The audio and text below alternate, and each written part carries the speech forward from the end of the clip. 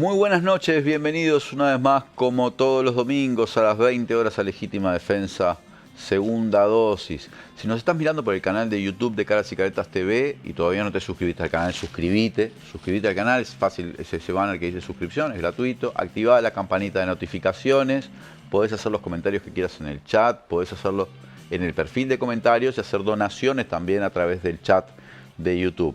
De todas maneras, preferimos que te hagas socio o socia de la comunidad de Caras y Caretas. Hay diferentes modalidades que van desde la pura voluntad hasta algunas modalidades que tienen tarifas no de un costo módico, pero que te permiten incluso acceder a otros productos de esta casa, por ejemplo la propia revista Caras y Caretas, tanto en su versión digital como en la versión impresa, y además apoyás mucho el financiamiento de estos proyectos de comunicación. Saludamos a todos los que nos miran por la fanpage de Facebook de Caras y Caretas, pueden compartir en su perfil, pueden hacer los comentarios que deseen, pueden elegir entre las reacciones que Facebook ofrece. También a los que nos miran por las pantallas de UCL, canal 195 de DirecTV, canal 2 de Flow, canal 2 de Cablevisión.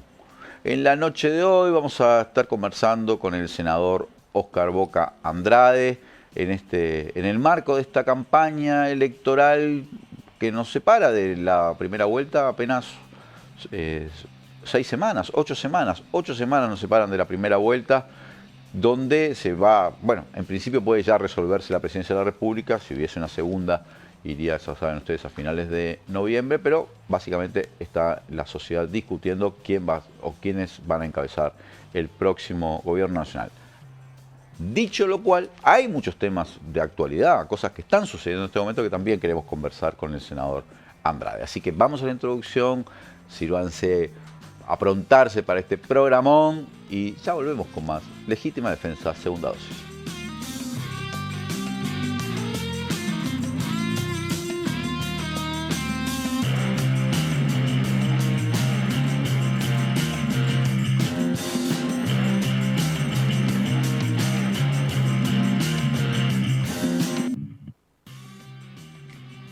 Volvemos con Legítima Defensa, segunda dosis. Gracias a todos y todas los que nos acompañan, los que nos miran desde el exterior. Muchas gracias también. Apreciamos muchísimo que estén ahí, sus mensajes, su apoyo. Y bueno, por cierto, no me olvido, quiero reiterar lo que ya he dicho en otras oportunidades, que me parece tremenda injusticia que en este país los uruguayos y uruguayas que están en la diáspora, que son un montón, son como el 20% de la población uruguaya, no tengan derecho al voto. Y además de todo me parece hipócrita, porque cuando se sucede alguna elección en un país donde a la derecha le interesa, se protesta si no tienen derecho al voto, si tienen el voto limitado. Pero cuando, en el caso uruguayo, se han opuesto sistemáticamente. Insisto, es una cantidad enorme de uruguayos y uruguayas que andan por ahí por el mundo y que están muy vinculados, no solo por cuestiones familiares y afectivas, sino porque además siguen la información del Uruguay, son personas que están completamente interesadas e interiorizadas en lo que pasa en nuestro país y tendrían que tener derecho a aportar en la decisión colectiva que tenemos que tomar como ciudadanía, como en tantos otros países. Creo que en la enorme mayoría de los países del mundo. Es un gusto recibir al senador Óscar Boca Andrade acá en Legítima Defensa, segunda dosis, como en otras oportunidades, por cierto. Si me dejas agregar un elemento, primero, gustazos mío. Tanto es así que en la última campaña tuvimos un candidato a la presidencia que vivía en el exterior, fue habilitado por el partido que le negó el derecho al voto y militó contra el derecho al voto en el exterior de los uruguayos, en un marco de una contradicción medio insalvable. Es decir, ¿cómo es posible que te parezca bárbaro la posibilidad no de votar, sino de ser candidato a la presidencia estando en el exterior y no permitas el voto de la A mí me parece comunidad? una de las cosas más increíbles y más injustas. Y más injustas. Además me doy cuenta, más allá de lo que se diga, vos también, Boca.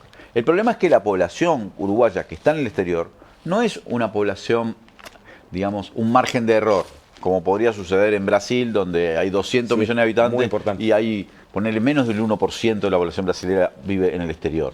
Acá es el 20%. Entonces, es una población que podría incidir electoralmente. Pero además, así fuera poco, es un tema de derechos. Sí, O sea, pero ese es el tema de argumento. derechos. Todo lo otro que se dice es viru cuando dicen no, porque no van a vivir lo que es, las consecuencias. Sí, tampoco el que vota hoy sabe si va a vivir, no sabe si Pero mañana además, tiene que irse. O sea, además la única que- forma sería alambremos el Uruguay y no dejemos salir a nadie por los 5 años. Pero además se mientras- contradice con toda otra cantidad de cosas que hay en la Constitución uruguaya. Vos sabés perfectamente, yo nací en el exilio de mis padres y la ley uruguaya me otorga naturalmente la nacionalidad uruguaya por ser hijo de uruguayo. O sea, Uruguay siempre ha sido receptivo y ahora lo hace hasta los nietos incluso, desde hace unos pocos años. ¿Y por qué le va a cercenar su derecho a expresarse en una elección nacional? Hay personas que han sido dirigentes políticos de los partidos tradicionales en Uruguay, que han sido candidatos en elecciones en Italia, en otros países, y a la vez te dicen que no. Me parece cínico, me parece hipócrita y me parece una injusticia. Que espero, vamos a tener una nueva oportunidad en la próxima legislatura de que se planteen proyectos. Recordemos que esto fue sometido a plebiscito. Pero bueno, habrá que intentarlo de nuevo, porque en Sí. aquel momento había algunos aspectos Además metodológicos, no tenías era el plebiscito, consular. tenías el plebiscito que competía fuertemente, que era el tema de la ley de impunidad. Entonces tenías como que las fuerzas repartidas, ¿no? Que además terminamos no llegando a ninguno de los dos. Uno arañando, que fue el de la ley de caducidad, que faltó un punto y medio, y este que faltó un poco más, pero es cierto que cuando amontonás en la agenda demasiados temas, se nos hizo muy complejo. Lo que me daba pie para hacerte una... Porque en esta elección nacional que va a ser el próximo 27 de octubre, también hay algunos plebiscitos. Por lo pronto está el plebiscito propuesto primero por por la bancada, digamos la bancada del gobierno, que propone el plebiscito de allanamientos nocturnos, y después el plebiscito que surge de la firma de la ciudadanía, propuesto en los movimientos sociales, en particular por el movimiento obrero, pero que es el de la reforma de la seguridad social, que genera yo a esta altura lo que digo es que genera como una especie de terrorismo permanente. Sí, es un debate interesantísimo el de la seguridad social. Interesantísimo. Yo creo que de los más importantes que tenemos. ¿Te parece en esta campaña. catastrófico? Yo sé que no, porque vos tenés una posición favorable a ese plebiscito, pero el tipo de argumentos son catastrofistas. Dice, Yo bueno, creo que si se aprueba es como que el Uruguay se cae. Nosotros tuvimos catástrofes. O sea, el resultado de la reforma del 95 fue una catástrofe. Porque ¿cómo se puede evaluar que vos le niegues la posibilidad de acceder a la jubilación a 7 de cada 10 uruguayos? Catástrofe. O sea, el resultado más nítido es el balance que hicimos en el diálogo de seguridad social que duró 2006-2008, que la primera conclusión es: miramos la densidad de cotización, miramos las trayectorias laborales y las exigencias colocadas en el año 95 dejaban afuera a 7 de cada 10 uruguayos. Muchas veces se dice, como un argumento fuerte en contra del plebiscito, dice, bueno, pero la pobreza en los mayores de 60 años es medida por ingreso, que es una medición que hay que hacer, pero no es la única, baja 2,5%. Lo primero te decir, bueno, baja porque hay toda una institucionalidad muy fuerte que se construyó para que fuera así. Si no se hubiera construido esa institucionalidad, la situación de pobreza y de exclusión en esa franja sería altísima. De hecho, cuando se da el diálogo de seguridad social, que amplió de manera profunda las condiciones jubilatorias con la ley del 2008, la situación era de cerca de un 20% de pobreza en esa franja, no era de un 2%, ¿no? Y la pobreza iba a incrementarse porque, primero, por la cobertura, se había armado un embudo tan fino, el dato más duro eran los 35 años de aporte.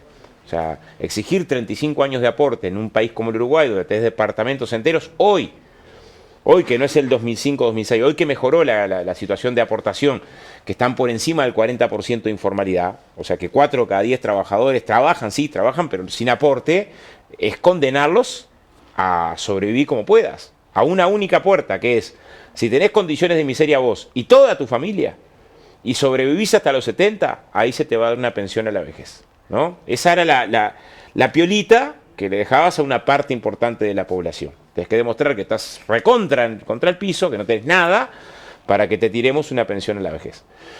Entonces, esa fue una catástrofe social. O sea, socialmente tenías una situación de catástrofe, ¿no? Una reforma bastante importante, se bajó de 35 años a 30, se le computó un año a la mujer por cada hijo, se acercó la jubilación por edad avanzada, que estaba a los 70 años, a una franja de 65, distintas variables, se creó el subsidio por inactividad compensada para que el trabajador o trabajadora que tuviera 58 años de edad o más, 28 Esa es la reforma años, del 2008. del 2008.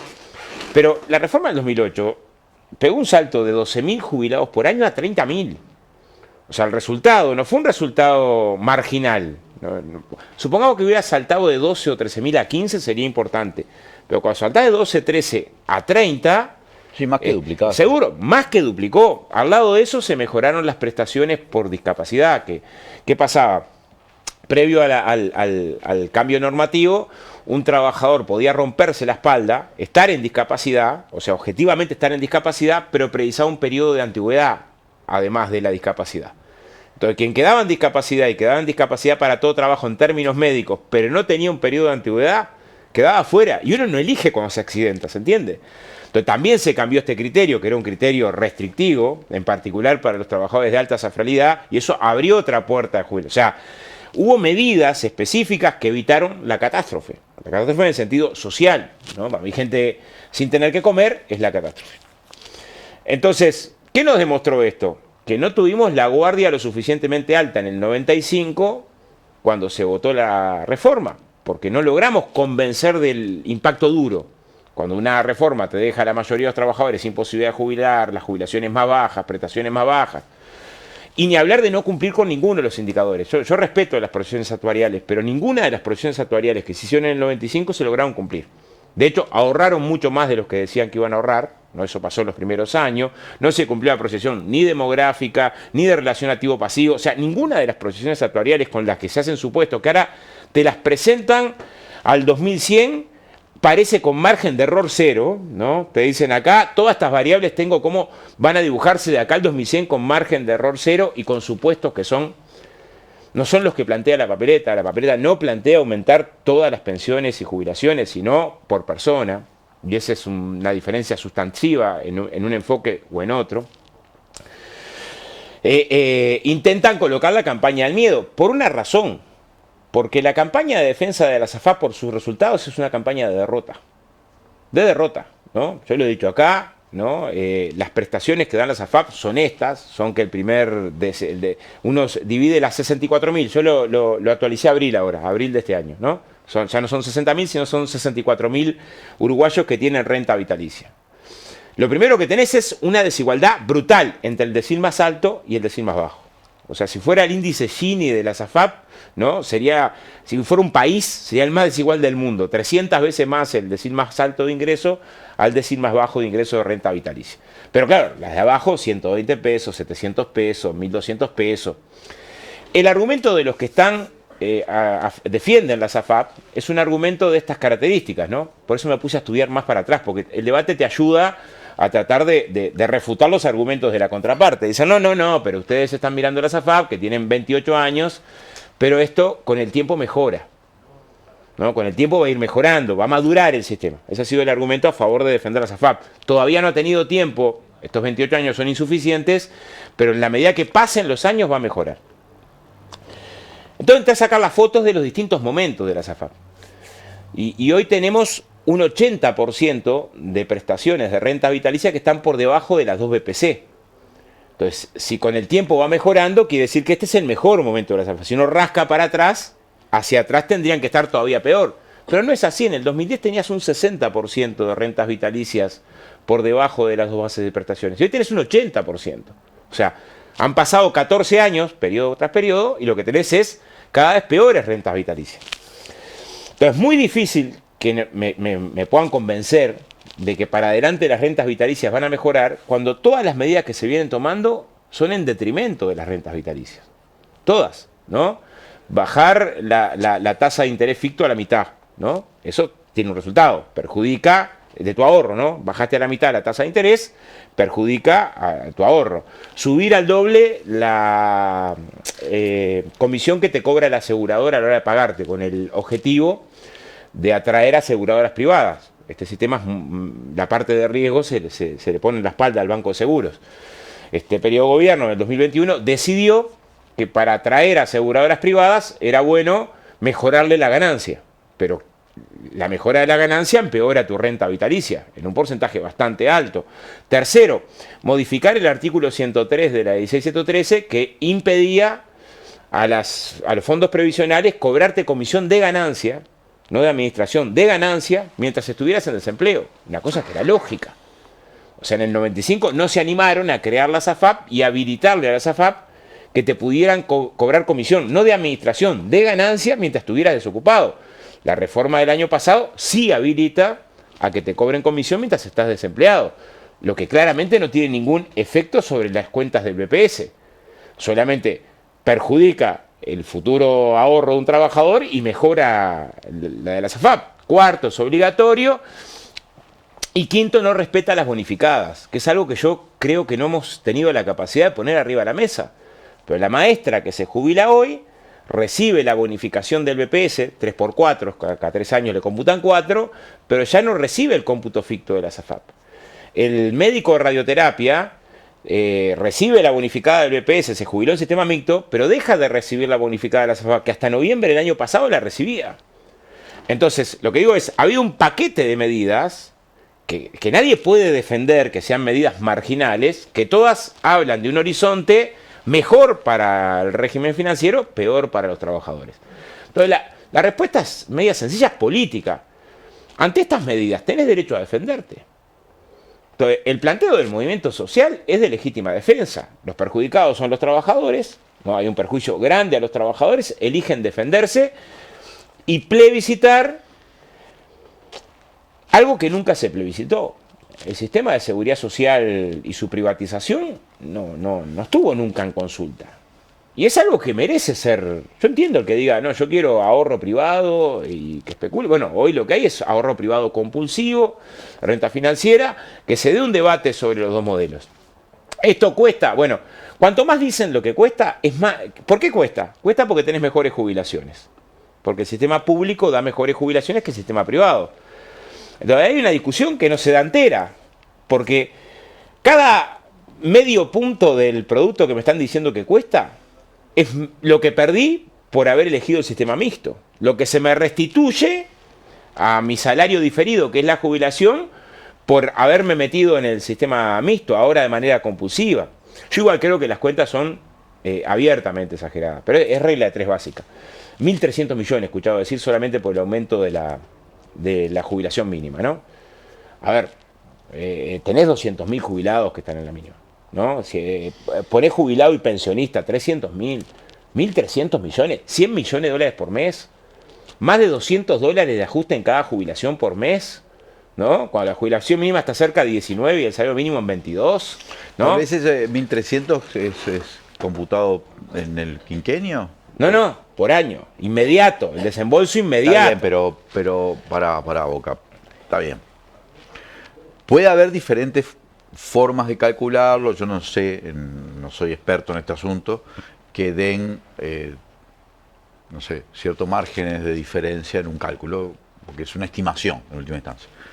Pero no que calcule uno 300 millones y otro 1.300 millones. Ahí hay otra cosa, hay tongo, diríamos, ¿no? Hay varias. Primero, que se calculó en el 2023, algo que hay que aplicar en el 2025, y esto no es menor, porque el índice medio salario en estos 2 años son justo los 2 años en los que recupera y come parte de la diferencia. De hecho, en el 2023 comió 3 puntos y pico la diferencia y 2 puntos y pico este año. O sea, de los 20 puntos que tenía que transitar, hay 5 que ya se transitaron.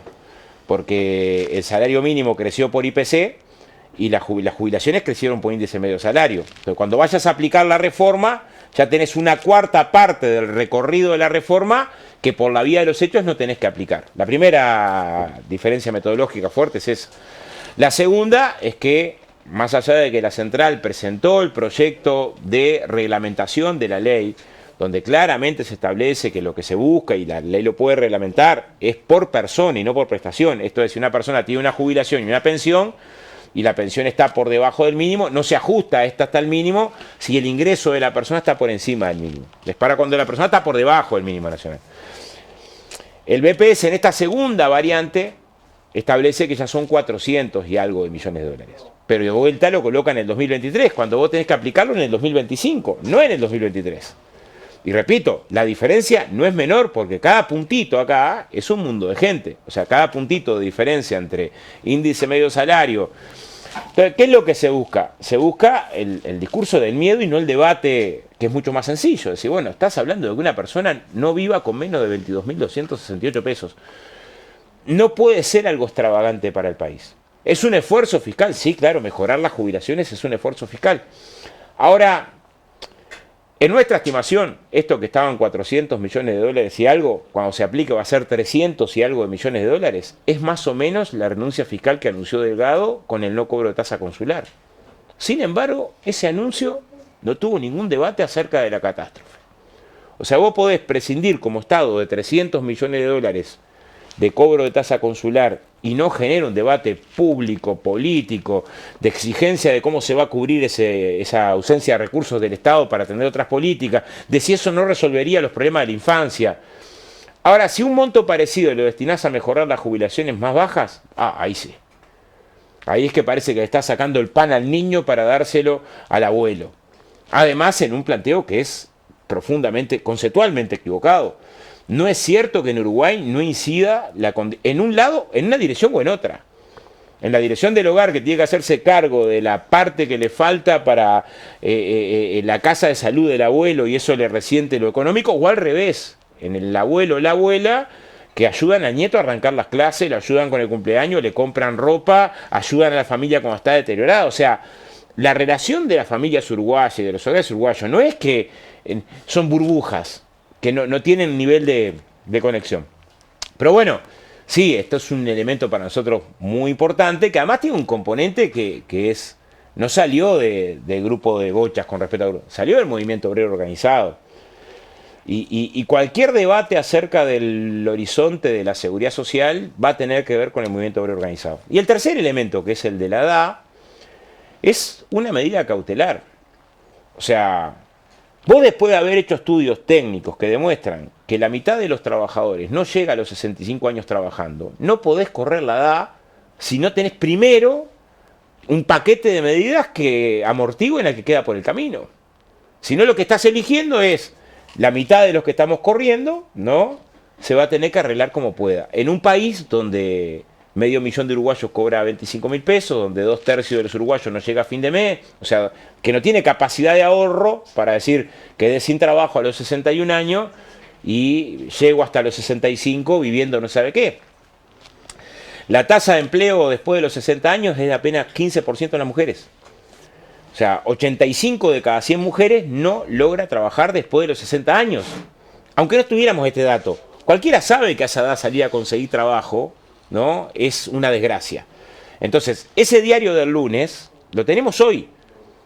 No precisamos que llegue el 2032 o el 2037 para cuando empiece la transición de este proceso a otro y estén los primeros afectados. Voy a poner otro argumento. El subsidio por inactividad compensada, que es el que se creó en el 2008, que es para el trabajador o trabajadora que tiene 28 años de aporte o más, 58 años de edad o más, y hace un año no consigue trabajo. A esa franja lo que decidimos es un subsidio hasta que cumpla los 60 y se puede jubilar, un prejubilatorio. O consigue trabajo, capaz. Pero la mayoría, muchas veces, lo que logra con el subsidio es llegar arañando a la orilla de la jubilación.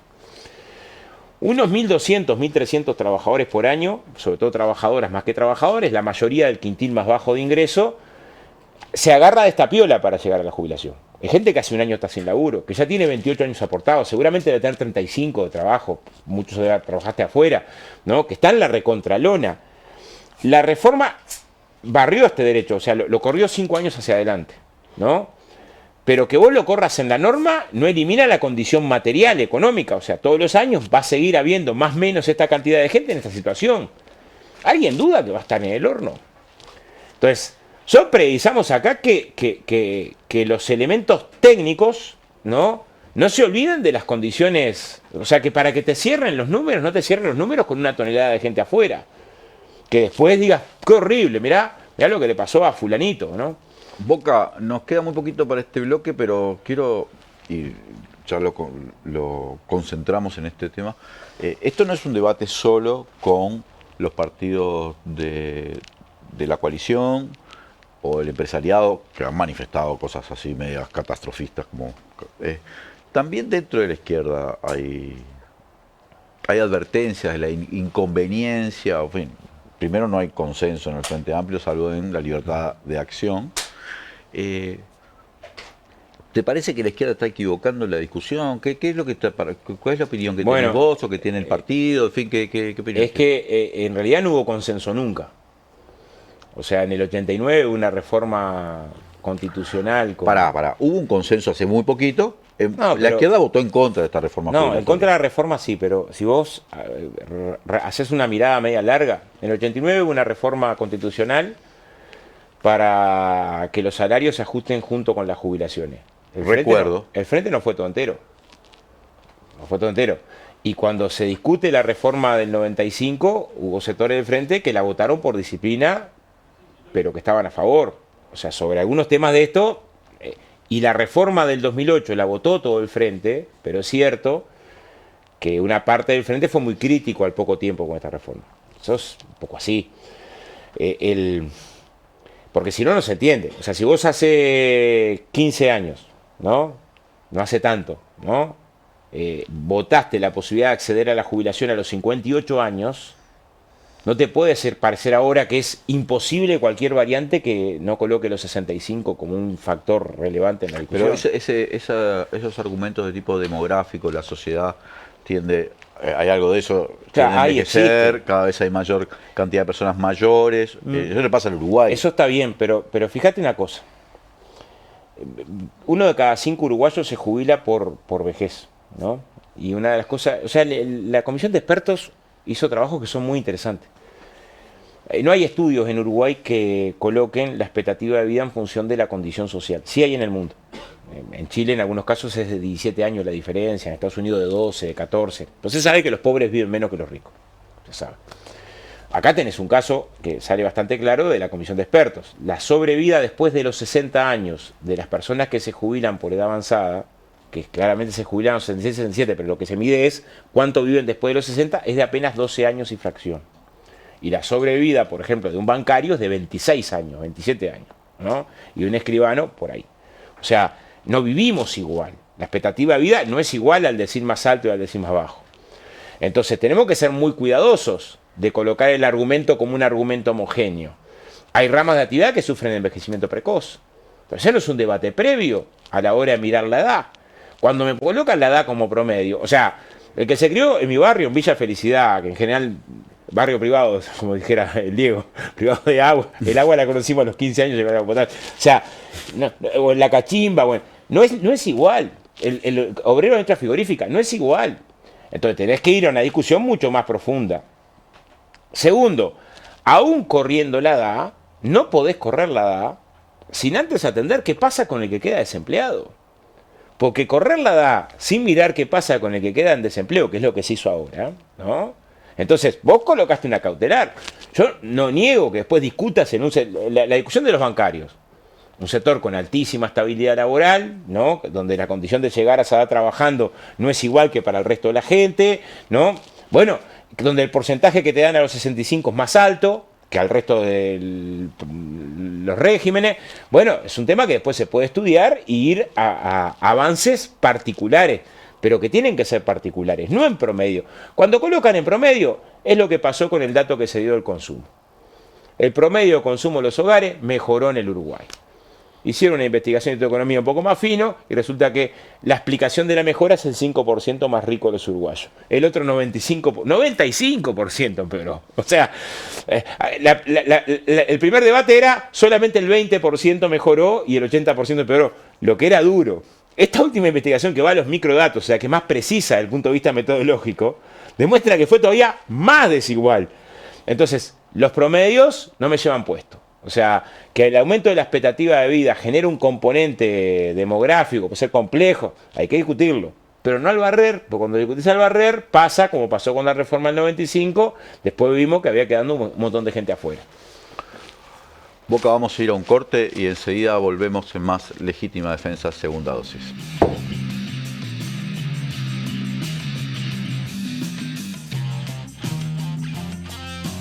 En Brow renovamos nuestra tarjeta de débito y ahora la red Brow Maestro se convierte en las nuevas tarjetas Brow Mastercard Débito, con las que vas a poder disfrutar de un montón de beneficios. Estas nuevas tarjetas te van a permitir hacer tus compras por internet, pagar con la seguridad que brinda la tecnología sin contacto, acceder a todos los beneficios que tenés por ser cliente de Mastercard. Y además, con la tarjeta Brow Recompensa Mastercard Débito, vas a poder formar parte del programa de lealtad Brow Recompensa que te permite ahorrar en tus compras. Si querés conocer más de las nuevas tarjetas Brow Mastercard Débito, entra en recompensa.brow.com.uy/débito. Elegí la tuya y comenzá a disfrutar sus beneficios. Brow Mastercard Débito. Úsalas para todo.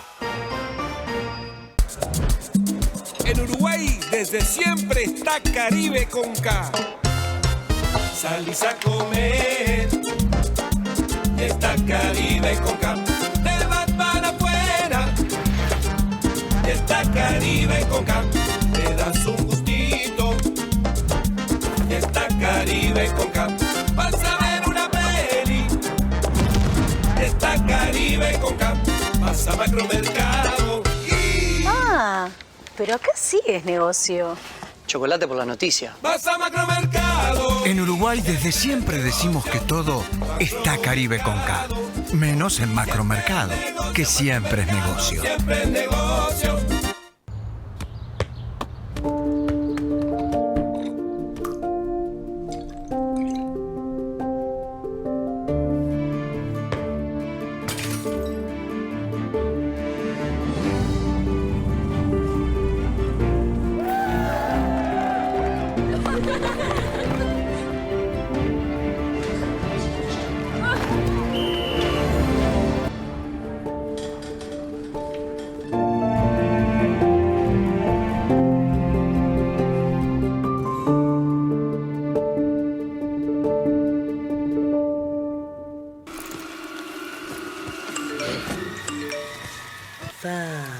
A mamá se le complicó para darnos la llave mañana. Uy, ¿cómo hacemos? Lo que parecía simple, hoy es un misterio sin resolver. ¿Quién sos? Soy Guillermo Locker. Ah, entonces sos como un locker que resuelve misterios. Exacto, y vengo a resolver el misterio de la llave. Pedile a tu madre que te las deje en uno de los lockers de Hábitat. Recibís un código y vos las vas a buscar cuando puedas. Ah, y también me sirve para todas mis compritas de internet. Lo entendiste a la perfección. ¡Me vuelvo locker! ¿Dónde está? Se fue sin saludar. Eso es un nuevo misterio. Locker Hábitat. Entrega y retira paquetes sin misterio. Más fácil, más rápido, más seguro.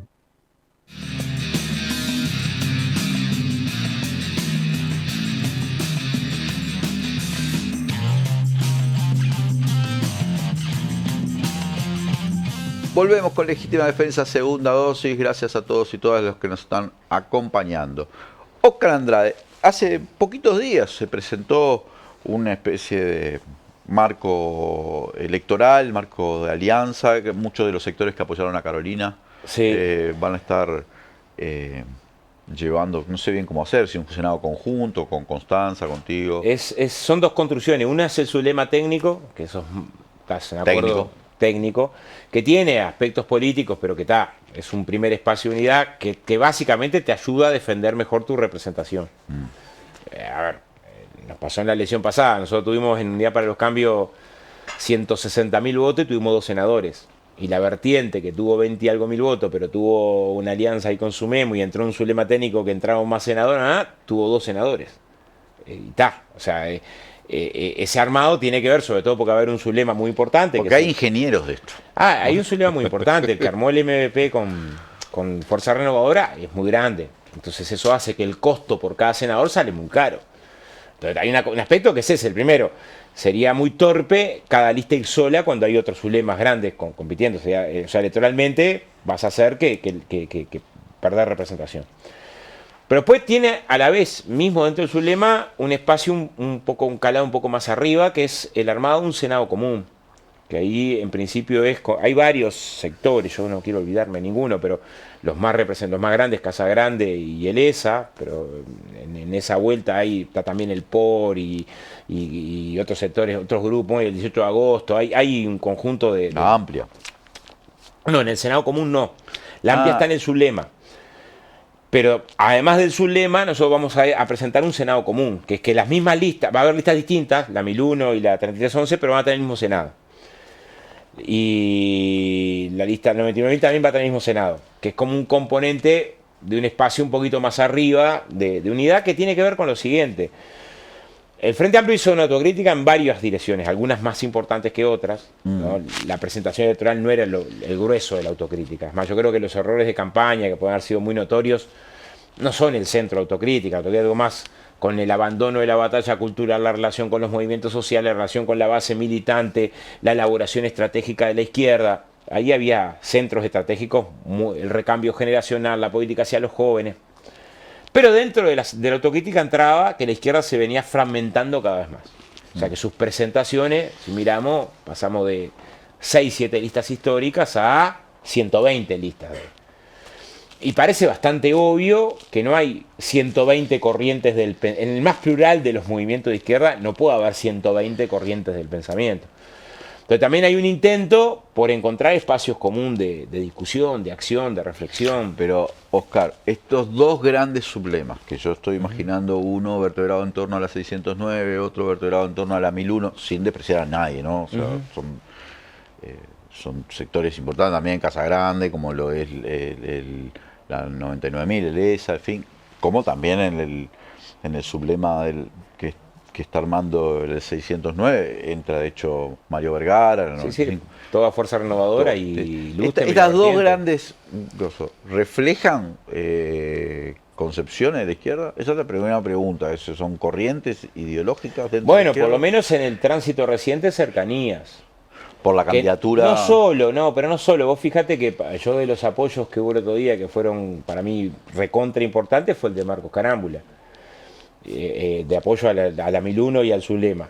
Y Marcos claramente fue con Orsi en las elecciones internas. Había una cuestión casi filial ahí, ¿no? Claro, pero no me digas, como un padre y un hijo. Claro, pero lo que estoy diciendo es, no necesariamente la elección de... Es más, yo creo que no. Creo que ahora en octubre se eligen tus senadores y tus diputados. No volvés a elegir ya la fórmula se eligió, ¿no? Esa fue una elección que terminó en junio, ahora es otra elección. Y nosotros, me parece que lo que tenés que presentar es la capacidad que vas a tener de representar políticamente el programa del FA. Las fortalezas que tenés para representar el programa del FA. La propuesta, la estrategia y los aportes para el gobierno. Y en eso me parece que armamos, tanto en el Zulema como en el Senado común, muchas fortalezas, ¿no? O sea, podemos presentar una lista de candidatos y candidatas al Senado muy potente. Y ahora estamos en esa discusión. ¿Cómo eso lo podés comunicar? Es el otro desafío. En general nos ha pasado en las elecciones de ser la lista más con más dificultades económicas comparado con lo que son las campañas hoy, que son campañas multimillonarias. O sea, no empezó la campaña y ya tenés propaganda, que no es propaganda, pero que es propaganda del acto que voy a hacer para anunciar mi propuesta de presentación de tal cosa, ¿no? Y muy caras y ya de afiches y bueno, nosotros tenemos un desafío que es en poco tiempo tratar de rescatar algunos contenidos que son importantes para la elección, ¿no? Hay un acuerdo en el Frente Amplio, es muy claro, porque hay bases programáticas conjuntas votadas en un congreso, discutidas además por todas las bases y también por los sectores, indudablemente. Sin embargo, ha habido un chisporroteo, por lo menos en las últimas semanas, en relación con algunas declaraciones o algunos posicionamientos que ha expresado el economista Gabriel Odone, que suena como eventual ministro de Economía en el caso de Karen Yamandú. Yamandú, por cierto, ha concurrido a diferentes actividades con Odone y lo ha marcado como un referente importante en términos económicos. Su nombre, no digo que esté confirmado, pero todo el mundo dice que sería el ministro de Economía. ¿Vos qué impresión tenés de las cosas que está planteando? ¿Te parece que yo se creo está apartando del programa? Como que la hoja de ruta del FA es clara en las prioridades. Y ahí lo que tenés que tratar de hacer es reflejar con mucha claridad las prioridades. O sea, ¿cuál es la prioridad del FA con respecto al tema del trabajo? Y con respecto al trabajo, que tenemos 500.000 de uruguayos que cobran menos de 25.000 pesos y está muy jodido. No. Con respecto al tema del trabajo, la prioridad es que hay una cantidad enorme de trabajadores que están en condiciones de precariedad. O sea, los problemas en el tema del trabajo están bastante bien enfocados por el FA. No solamente en el programa, también en el programa. los problemas centrales de trabajo es el cambio de la matriz productiva y cómo contribuís al cambio de la matriz productiva. En el mientras, cómo contribuís al cambio de la matriz productiva es que la gente de algo tiene que vivir, porque el cambio de la matriz productiva no es asumo en marzo y tenemos resultados en abril, es de mediano plazo, es más, no es de un periodo de gobierno. O sea, el sentido estratégico, o sea, supongamos que el primer presupuesto resuelve de un saque el punto de inversión en ciencia y tecnología, igual, mi viejo, para tener un acumulado que te permita empezar a jugar en alguna liga, los resultados son a mediano plazo. Entonces, mientras tanto, tenés que resolver un paquete de medidas que te permitan llevar el puchero al rancho, y eso tiene que ver con inversión pública y también tiene que ver con trabajo garantizado. O sea, los centros del trabajo están ahí, están en garantizar los derechos de los trabajadores, están en que el salario real no caiga y se mejore. Entonces, vos podés decir, bueno, pero vos no admitís que pueda haber en algún sector de actividad algún problema particular que tenga que ver con, bueno, mira, los problemas en particular son mucho más referentes a que no se respeta la negociación colectiva, a que la negociación colectiva sea un problema y por lo tanto su flexibilidad sea una necesidad impostergable. Entonces, lo que sí me sonó a mí es decir, bueno, pero vos sobre este tema, nuestros desafíos centrales y los que tenemos que comunicar están acá, están en cómo el desarrollo productivo se construye con sustentabilidad, están con una articulación del agro que tiene que tener una mirada diferente en la soberanía alimentaria, en las cuestiones de transición agroecológica, o sea, hay un conjunto de desafíos del tema del trabajo, me parece que van por otro lado. Entonces, no es que no puedas discutir los planteos que hace O'Donnell, ¿no? Pero en realidad, el 500.000 de uruguayos que cobra menos de 25.000 pesos hoy, ¿le puedes hablar de desindexación de algo? Lo que tenés que hablar es cómo ahí empezás a construir salarios dignos. O sea, el desafío, no estás en el estadio del Uruguay donde resuelto el conjunto de los problemas macro, podés empezar a afinar más chico el programa Alfa bastante claro en la mejora de los salarios, no solamente en la mejora de los salarios más sumergidos, sino en el peso de los salarios del producto. ¿Pero te preocupa estas cosas que está diciendo O'Donnell? A mí me preocupa en el sentido de que no sepamos colocar con claridad los centros programáticos, ¿no? Porque, a ver, ¿cuál es el argumento de la desindexación? Es decir, bueno, el salario genera inflación, ¿no? Y como una herramienta para tener mejores resultados con la inflación, desindexo. A tener 500.000 de trabajadores que cobran menos de 25.000 pesos, tu problema no es cómo ahí construir condiciones de salario que permitan vivir y no trabajadores que estén en condiciones de pobreza. Y esa es la sensibilidad principal que tenemos que colocar. Entonces, para después abrir otras discusiones, ¿no? La negociación colectiva, ¿cuál es el lío que tenés hoy? Bueno, el lío que tenés hoy en la negociación colectiva es que empezaste rondas de negociación colectiva con el no reconocimiento de beneficios anteriores. Algo que era teoría, ¿no? Cuando se votó la ley que quitó la ultraactividad de los beneficios de los convenios, pasó en el convenio de banca privada, que el gran lío que tuvo la banca privada no fue que la banca privada estaba peleando un nuevo beneficio, es que a los trabajadores de la banca privada les desconocían los beneficios de rondas anteriores, lo que ya tenían hacia atrás. Entonces, que fue un primer anticipo, bueno, es un riesgo para las futuras rondas de negociación colectiva, ¿o no? Entonces, me parece que tenemos que acercarnos. Lo que pasó en Casa Galicia, ¿qué nos demostró? Que una conquista laboral importante del último gobierno del FA, que fue el Fondo de Insolvencia Patronal, el gobierno actual decidió desconocerla. Y eso le pega a Casa Galicia, le pega a los trabajadores de Balsa, le pega a los trabajadores de Central Lanera. O sea, durante años estuvimos que los trabajadores no teníamos derecho a nuestros créditos laborales. Teníamos derecho teórico, pero no concreto. Cuando la empresa se declaraba insolvente y la ibas a embargar, pues ya la había embargado el banco. Y ese derecho que lo logramos por un fondo, la interpretación del gobierno actual del fondo decidió liquidar ese derecho. Bueno, cuando hablemos de los temas laborales, me parece que la reconstitución de estos derechos tiene que estar en una prioridad, porque marca desde dónde estás parado mirando la jugada. Y que en todo caso el gobierno explique por qué decidió interpretarlo a favor de negarle el derecho a la gente, ¿no? Que repito, fue Balsa, pero es Pili y es Central Lanera y son los trabajadores, fueron antes de Casa Galicia y decidiste que sus deudas laborales, el fondo que está para las deudas laborales y al que las empresas, el aporte que hicieron ahí lo sacaban del INEFOP, o sea, no fue incremento impositivo cero, negarle. Entonces, sí creo que en nuestra campaña tiene que ser muy claro en la diferenciación de dos proyectos de país. Este proyecto que benefició a 1 de cada 20 uruguayos es por medidas económicas claras en esa dirección. Y nuestro proyecto tiene que ser, y lo dice el programa Alfa, con medidas económicas claras en ese sentido. Cuando en lo comunicacional esto no queda claro, en el menú de las prioridades, me parece que cometemos un error comunicacional, ¿no? En todo caso, el Frente, me parece que la respuesta que da Fernando es bastante clara en el sentido de dónde están los centros que el Frente defiende. Políticos. Nosotros tenemos un desafío político, que es conquistar a la mayoría del pueblo para un programa de transformaciones, ¿no? Y que es un programa diferente al que se viene aplicando en la política económica, en la defensa de las empresas públicas, en la defensa de la soberanía, en la defensa de los derechos democráticos, entre ellos el de la negociación colectiva. Entonces, elementos que puedan hacer perder peso a los trabajadores a la hora de defender el consejo de salario, cuando tenés amplísimos sectores empresariales que no respetan lo que hay hoy, porque no podemos pensar que esto se aplica en la teoría abstracta, se aplica en un país concreto. A ver, 15 de cada 100 camioneros trabajan más de 60 horas por semana, absolutamente ilegal. Hoy, no en el aire, ¿no? ¿Eso qué es? Que la negociación colectiva de hoy, hay sectores empresariales, ni hablar en el agro, que no la respetan.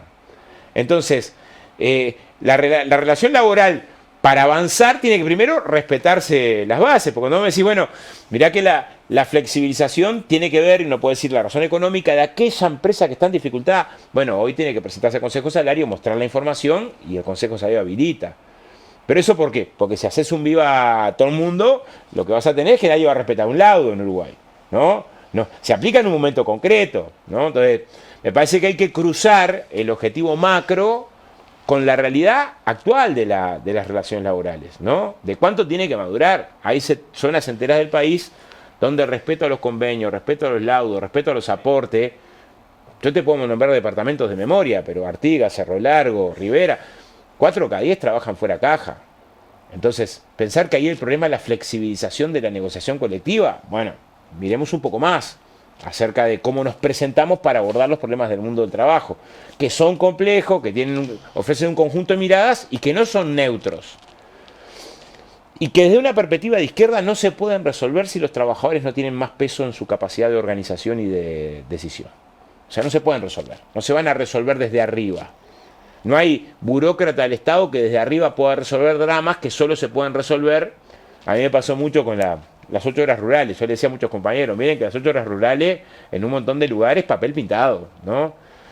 Es cierto que en algún lugar empezaron a aparecer los recibos con alguna hora extra, pero muchos sectores, y tuve unos cuantos años, por lo menos 2016, 2018, echando una mano en la sindicalización rural, no existe, ¿no? Es un beneficio de papel, ¿no? Hasta que no tengas trabajadores que puedan tener capacidad para hacerlo respetar, va a seguir sin existir. Entonces, la política está también muy vinculada a eso, que creo que es un debate que la izquierda se debe. Hay que ganar el gobierno, pero todavía vas a tener que pensar qué academia previsás, qué vínculo vas a tener con la cultura, qué vínculo vas a tener con el movimiento cooperativo, qué vínculo vas a tener con el movimiento de trabajadores, qué vínculo con los jóvenes, con las comisiones de los barrios. O sea, el entramado social que es el que va a ser capaz de ponerse al hombro un programa de transformaciones. No es que la institución lo resuelve todo. En eso también creo que es parte de la autocrítica que nos hicimos en el 2019. Que no fue para llenar un congreso, un documento, sino en todo caso para generar una práctica distinta. Así, bueno, no subestimemos que las transformaciones no se logran solo desde el ámbito institucional, parlamentario o administrativo, ¿no? Boca, ¿cuál pensás que va a ser o cuál te parece que debería ser el papel de la organización Frente Amplio en un próximo gobierno? Digo porque yo veo, también leo a Gabriel Odón, he tenido la posibilidad de entrevistarlo, por otra parte me parece una persona súper entrevistable porque es muy amable, uno discute muy abiertamente y es muy honesto en lo que piensa, pero... Yo me llevo bien con Odón, es más, Odón estaba en un centro de formación de las cámaras empresariales para estudio de la productividad unos cuantos años. Entonces teníamos vínculo, nosotros como Zunca, él como representante, en ese caso asesor de la Cámara Empresarial, y tuvimos buena relación, no relación complicada. No quiero más centralizarlo. Lo que sí digo es... Hay un problema de cómo se define. Ya el Frente hizo también autocrítica sobre los conceptos aquellos de gobierno en disputa. Nadie quiere una cosa así. En general los gobiernos del Frente Amplio han sido muy unitarios, sus bancadas han funcionado, pero el papel de la organización política en los 3 gobiernos del Frente Amplio fue bastante opacado, sí, eso sería el término, por, bueno, digamos, la institucionalidad, los ministros, las ministras, la gestión directa. Y yo quiero saber si eso va a ser así. No solo. Yo creo que nosotros tenemos acá tenemos un presidente como nosotros Fernando tenemos Pereira. una trenza que hay que tratar de sistematizar y de construir síntesis de lugares que son distintos, que es la militancia de izquierda en la fuerza política, el militante de izquierda que va a tener responsabilidades de gobierno y el militante de izquierda que milita socialmente. Esto no se ha logrado resolver bien en casi ninguna parte, siempre es complicado. Lo miro los procesos de América Latina y en general o hay una tendencia a la subordinación o a la indiferencia.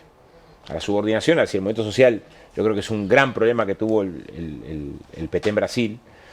O sea, el movimiento sindical más poderoso de América Latina, que era la CUT, se subordinó de manera absoluta. Tanto que salió en un momento a defender medidas indefendibles de Levy. Y cuando después tuvo el ministro de Economía de Dilma, y cuando después tuvo que salir a defender la democracia, estaba muy débil.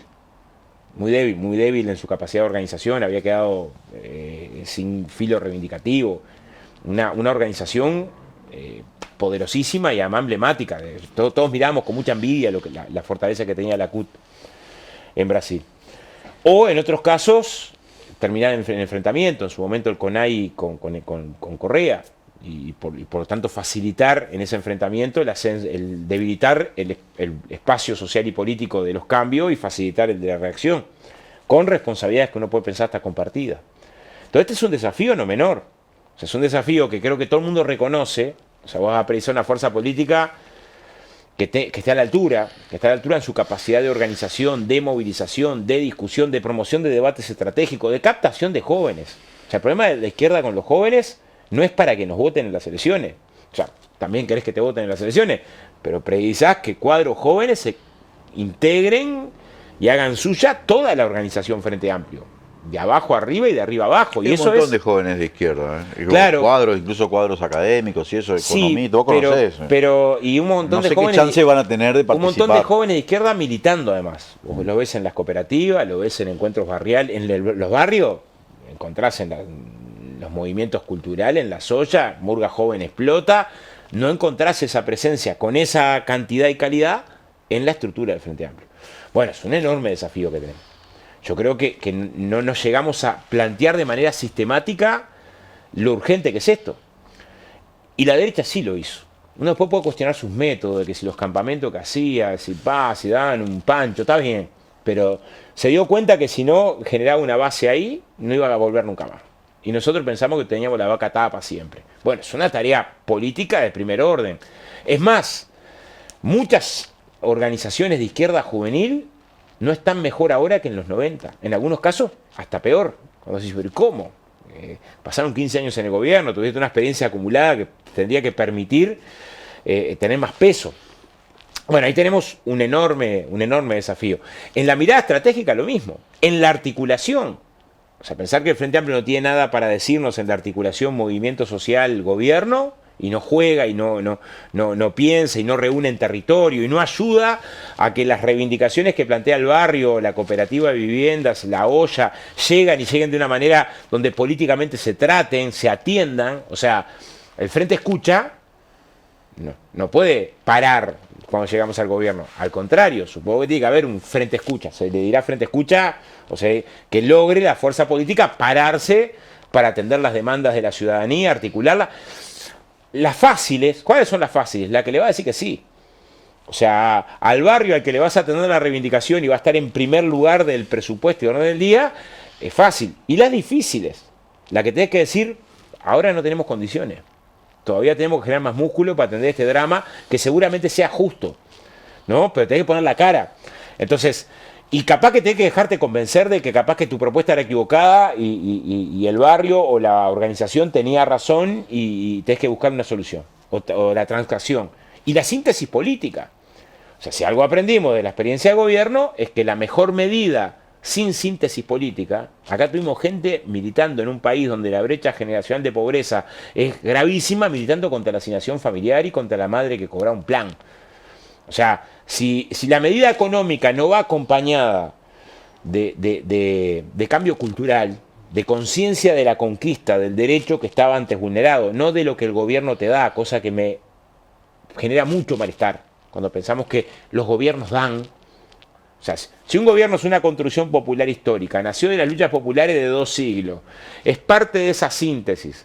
Por eso el triunfo de ustedes, dijera Tabaré en el cierre de su discurso, el triunfo de ustedes, ¿no? Lo que logra ese gobierno no es un logro del gobierno, es un logro de esa acumulación histórica. Es esa acumulación histórica y popular la que permitió el Hospital de Ojos, el Plan Ceibal, los derechos de los consejos salarios. Y esto que parece menor es central, porque un planteo transforma al pueblo en protagonista de esa transformación y otro lo plantea en hincha. En observador que tiene que hinchar por la gestión maravillosa del gobernante que es Cra. Y bueno, a veces caímos en esta segunda mirada también de decir su tarea es aplaudir al gobernante que es Cra. Y bueno, un proceso de transformación popular y democrática juega en otras claves, que creo que hay que regenerar. Esto no era discutido. Hace 30 años las corrientes izquierdas lo tenían todas asumidas. No había debate. No es que estamos inventando algo, pero creo que la experiencia de gobierno, que nos dejó muchas cosas positivas, en algún momento nos hizo pararnos desde un lugar que es el que hace el balance de la política desde afuera del proceso de transformación. Bueno, eso no nos puede pasar. O sea, si eso nos pasa, va a ser un proceso débil en sus posibilidades, porque va a tener poco respaldo popular, pero también en su significación política cultural. Todo eso es tarea donde las izquierdas tienen que ser capaces de construir síntesis. La izquierda que esté fundamentalmente con la pata en el gobierno no puede olvidarse del otro. La izquierda que está fundamentalmente con la pata en la social, que tiene muchísima centralidad, está haciendo teatro, cultura, investigación académica, organizando el territorio y el barrio para que el barrio sea menos violento. O la izquierda que desde la fuerza política, que muchas veces tiene distintas patas, logra sintetizar. Si una pata se devora a las otras, estamos liquidados. O sea, si la pata gobierno se traga al otro, estamos liquidados. A veces las urgencias del gobierno te hacen caer en esa tentación. Y a veces no tenés más remedio. O sea, en el 2005 yo creo que no había más remedio de poner todos los jefes en el gabinete. Luego mirás el gabinete que armó Tabaré. El Frente Amplio llegaba por primera vez en un país que estaba destrozado. No había mucho margen de R, ¿no? Y creo que hubo un tiempo de subordinación de todo lo demás a ese espacio, a ese centro, ¿no? Pero bueno, después nos quedamos un poco en eso también. Boca, vamos a ir a un corte y enseguida volvemos con Legítima Defensa, segunda dosis.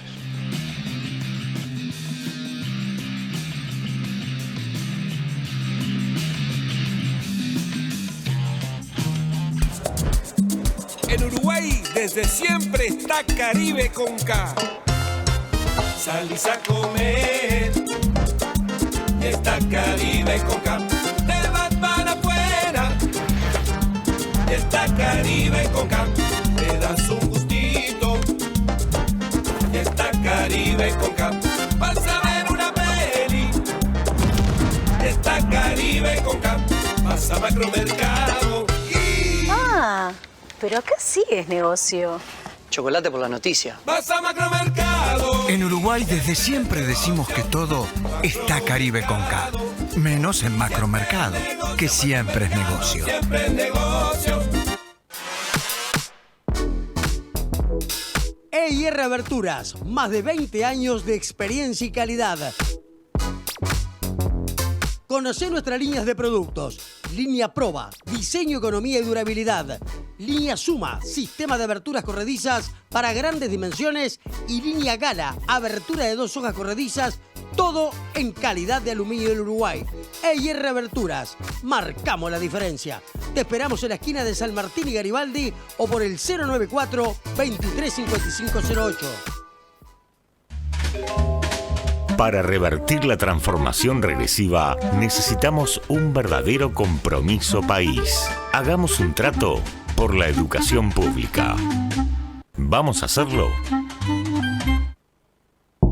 Teatro El Galpón celebra su 75 aniversario con una cartelera internacional del 3 de agosto al 8 de septiembre. El Brote, Argentina, 3 y 4 de agosto. Mejor no decirlo, Argentina, del 8 al 11 de agosto. Desde España llega La Zaranda con Manual para armar un sueño, 17 y 18 de agosto. Reverso, Argentina, 31 de agosto y 1 de septiembre. Medida por medida, la culpa es tuya. Argentina, 7 y 8 de septiembre.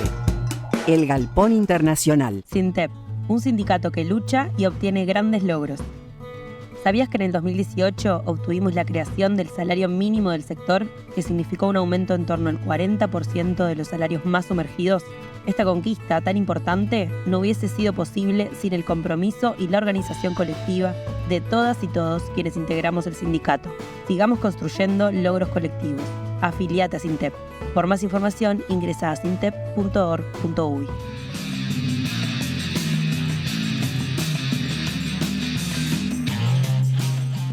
Volvemos con Legítima Defensa, segunda dosis. Gracias a todos y todas los que nos acompañan. Boca, poniéndote en politólogo, ¿quién llega si hay balotaje? ¿El Partido Nacional o el Partido Colorado? Y sería una sorpresa gigante que no llegue el Partido Nacional. Pero va viene cayendo, ¿eh? No, va a llegar más castigado. Y me parece lógico, además, ¿no? O sea, vos mirá, si vos es un periodo de gobierno, ¿qué tuviste? Creció la economía y hay más pobres. En particular hay más niños pobres. Tenés 100.000 trabajadores más que cobran menos de 25.000 pesos que los que tenía. Tuviste entrega de la soberanía a cara de perro. A cara de perro. La ley de medios es una forma de entrega a la soberanía. El puerto fue una forma de entrega a la soberanía. Lo que pasó con la energía eléctrica es una forma de entrega a la soberanía. O sea, tenés, además con componentes turbios. Tenés elementos de deterioro democrático que acompañaron todo el periodo, ¿no? Recorte de derechos de los laburantes, negociación colectiva, fondo de insolvencia, no votación de desafuera Manini. O sea, tenés con un conjunto de componentes, decir, bueno, acá la democracia se deteriora, erradicar la participación de los docentes de los consejos desconcentrados, recorte del presupuesto educativo. Tuviste una condición, Uruguay está, siempre, América Latina es un desastre, ¿no? América Latina es la región más desigual y más violenta del planeta, pero cada vez que te comparabas con América Latina salías ganando, ¿no? O sea... Bueno, ahora en el tema de seguridad... Y en desigualdad.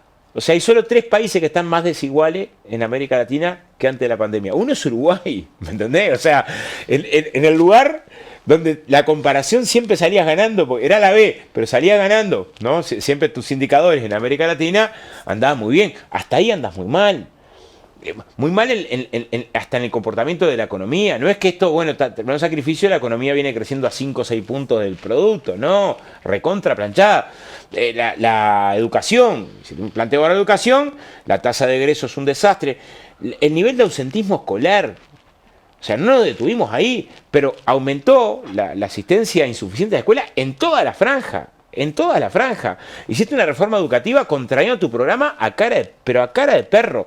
Era, programa del compromiso por el país era teniendo en cuenta la ATD. Llevaste adelante a Prepo con todas las ATD en contra.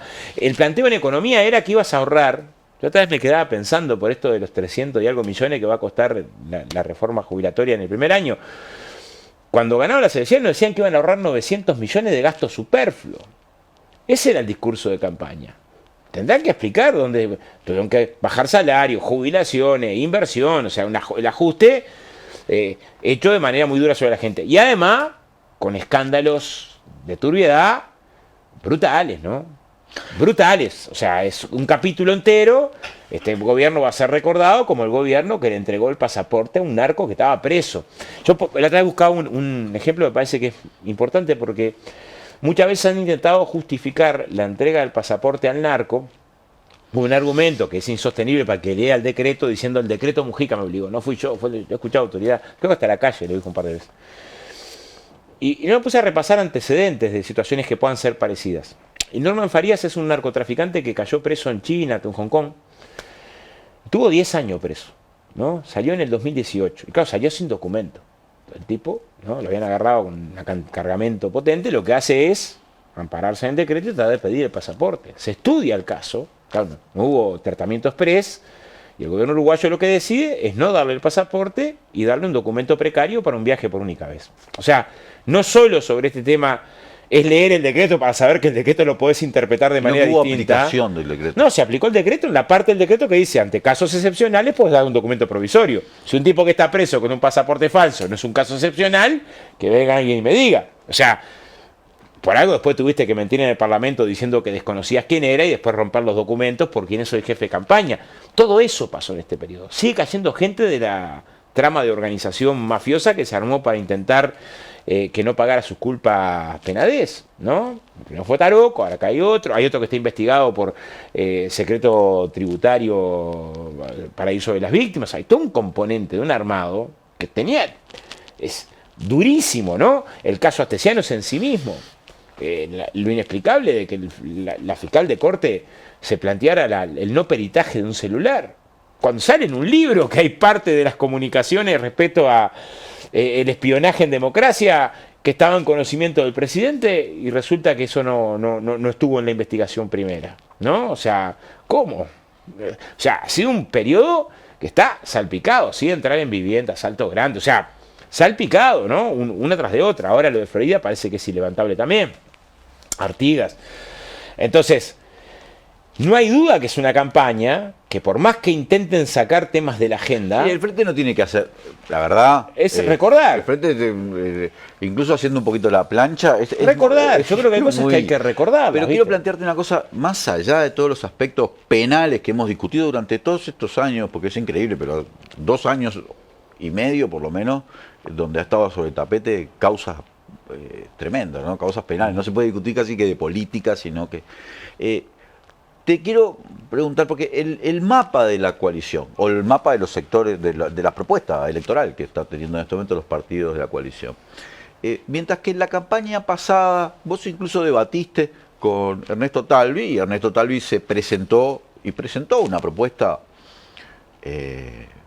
mucho más hacia el centro, ¿no? Una propuesta más sofisticada. Sofisticada también, pero con un planteo que incluso muchos dijeron captó, y debe haber captado votos de gente que antes había votado al Frente Amplio, pero que el propio Partido Nacional tenía la presencia de Larrañaga, que más allá de los aspectos de seguridad siempre tuvo una posición bastante más al centro. Sobre todo en el interior. ¿No?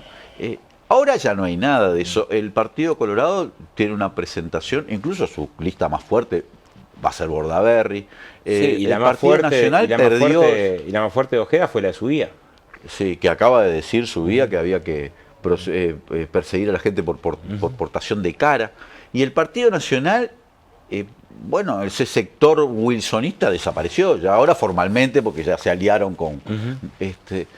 te hace una presentación como más de derecha, ¿no? Sí, hasta lo reconoce Gandini, ¿no? O sea, Gandini dice, intenté formar algo parecido a wilsonismo, no tuvo espacio político. Yo creo que también es cierto que fueron endureciendo el planteo, ¿no? O sea, uno va en la dirección de decir, bueno, el planteo de la derecha se fue volcando cada vez más a la derecha, porque creo que es la forma de justificar un conjunto de medidas. No hay otra manera. O sea, es muy difícil explicar el recorrido actual si no es volcándote más a la derecha. Y en ese sentido, además, las opciones más a la derecha son las que tienen más peso, en particular el Partido Colorado. El Partido Colorado está celebrando el regreso de Bordaberry y que la otra pata tiene... Es la pata Subía, Fossati y una diputada de Cabildo. Y Cabildo que ahora está con dificultades porque le están comiendo la parte más a la derecha. Me parece que sí, que el escenario está muy volcado hacia ahí. Las elecciones todas se terminan jugando en la cancha, ¿no? Pero parece que tenemos una condición que es indiscutiblemente muy superior a la que teníamos hace 5 años. ¿Para vos puede ganar en primera vuelta el Frente Amplio? Solo ganó una vez sola, ¿no? Con Tabaré 2004. Yo creo que el escenario más probable sigue siendo tener mayoría parlamentaria en octubre y no ganar en primera vuelta. Ese es el escenario más probable hoy. Si vos decís, mira, ¿qué es lo que racionalmente me querés decir? Bueno, para mí el Frente Amplio gana con mayoría parlamentaria, pero va a pedir una segunda vuelta, sobre todo porque hay una fragmentación grande de partidos chicos que creo que se van a comer 3-4 puntos de los votos, ¿no? Hay un montón de partidos que no necesariamente están dentro de la coalición, ¿no? Pero que han surgido, ¿no? Que si uno los intenta sumar, y vos tenés que ganarle a esos y al voto en blanco y anulado. Y es probable que mucha gente que está muy enojada con el Partido Nacional y que es del Partido Nacional, pero está enojada porque dice yo estos casos de corrupción y lo otro, y lo de Artigas, y salta otro, y que el presidente del partido presione al fiscal para ver si logra una fiscal que pueda generarle impunidad a un violador de gurises, y que hay gente que no se traga esas cosas fácilmente, pero que tampoco capaz te vota. Entonces termine votando en blanco, capaz que tengas algún punto más de voto en blanco. Y vos para ganar en primera vuelta tenés que ganarle a toda la coalición, que yo creo que el Frente le gana, o sea, creo que vas a tener una mayoría parlamentaria sólida, a todos los demás partidos que no están en la coalición y al voto en blanco y anulado. Y ahí ya el esfuerzo es más difícil de ver ahora. Pero no es un escenario descartable, ¿no? Es más, es el segundo escenario que doy como probable. Para mí el primer escenario es mayoría parlamentaria, el segundo es ganar en primera vuelta y el tercero en nivel de probabilidad es que vayas a una segunda vuelta sin mayoría parlamentaria. Y el cuarto de los escenarios posibles es que vayas a una segunda vuelta sin mayoría parlamentaria y pierdas. O sea, si tengo que colocar en orden de cómo ves que va a pasar en este año, yo los ubicaría así.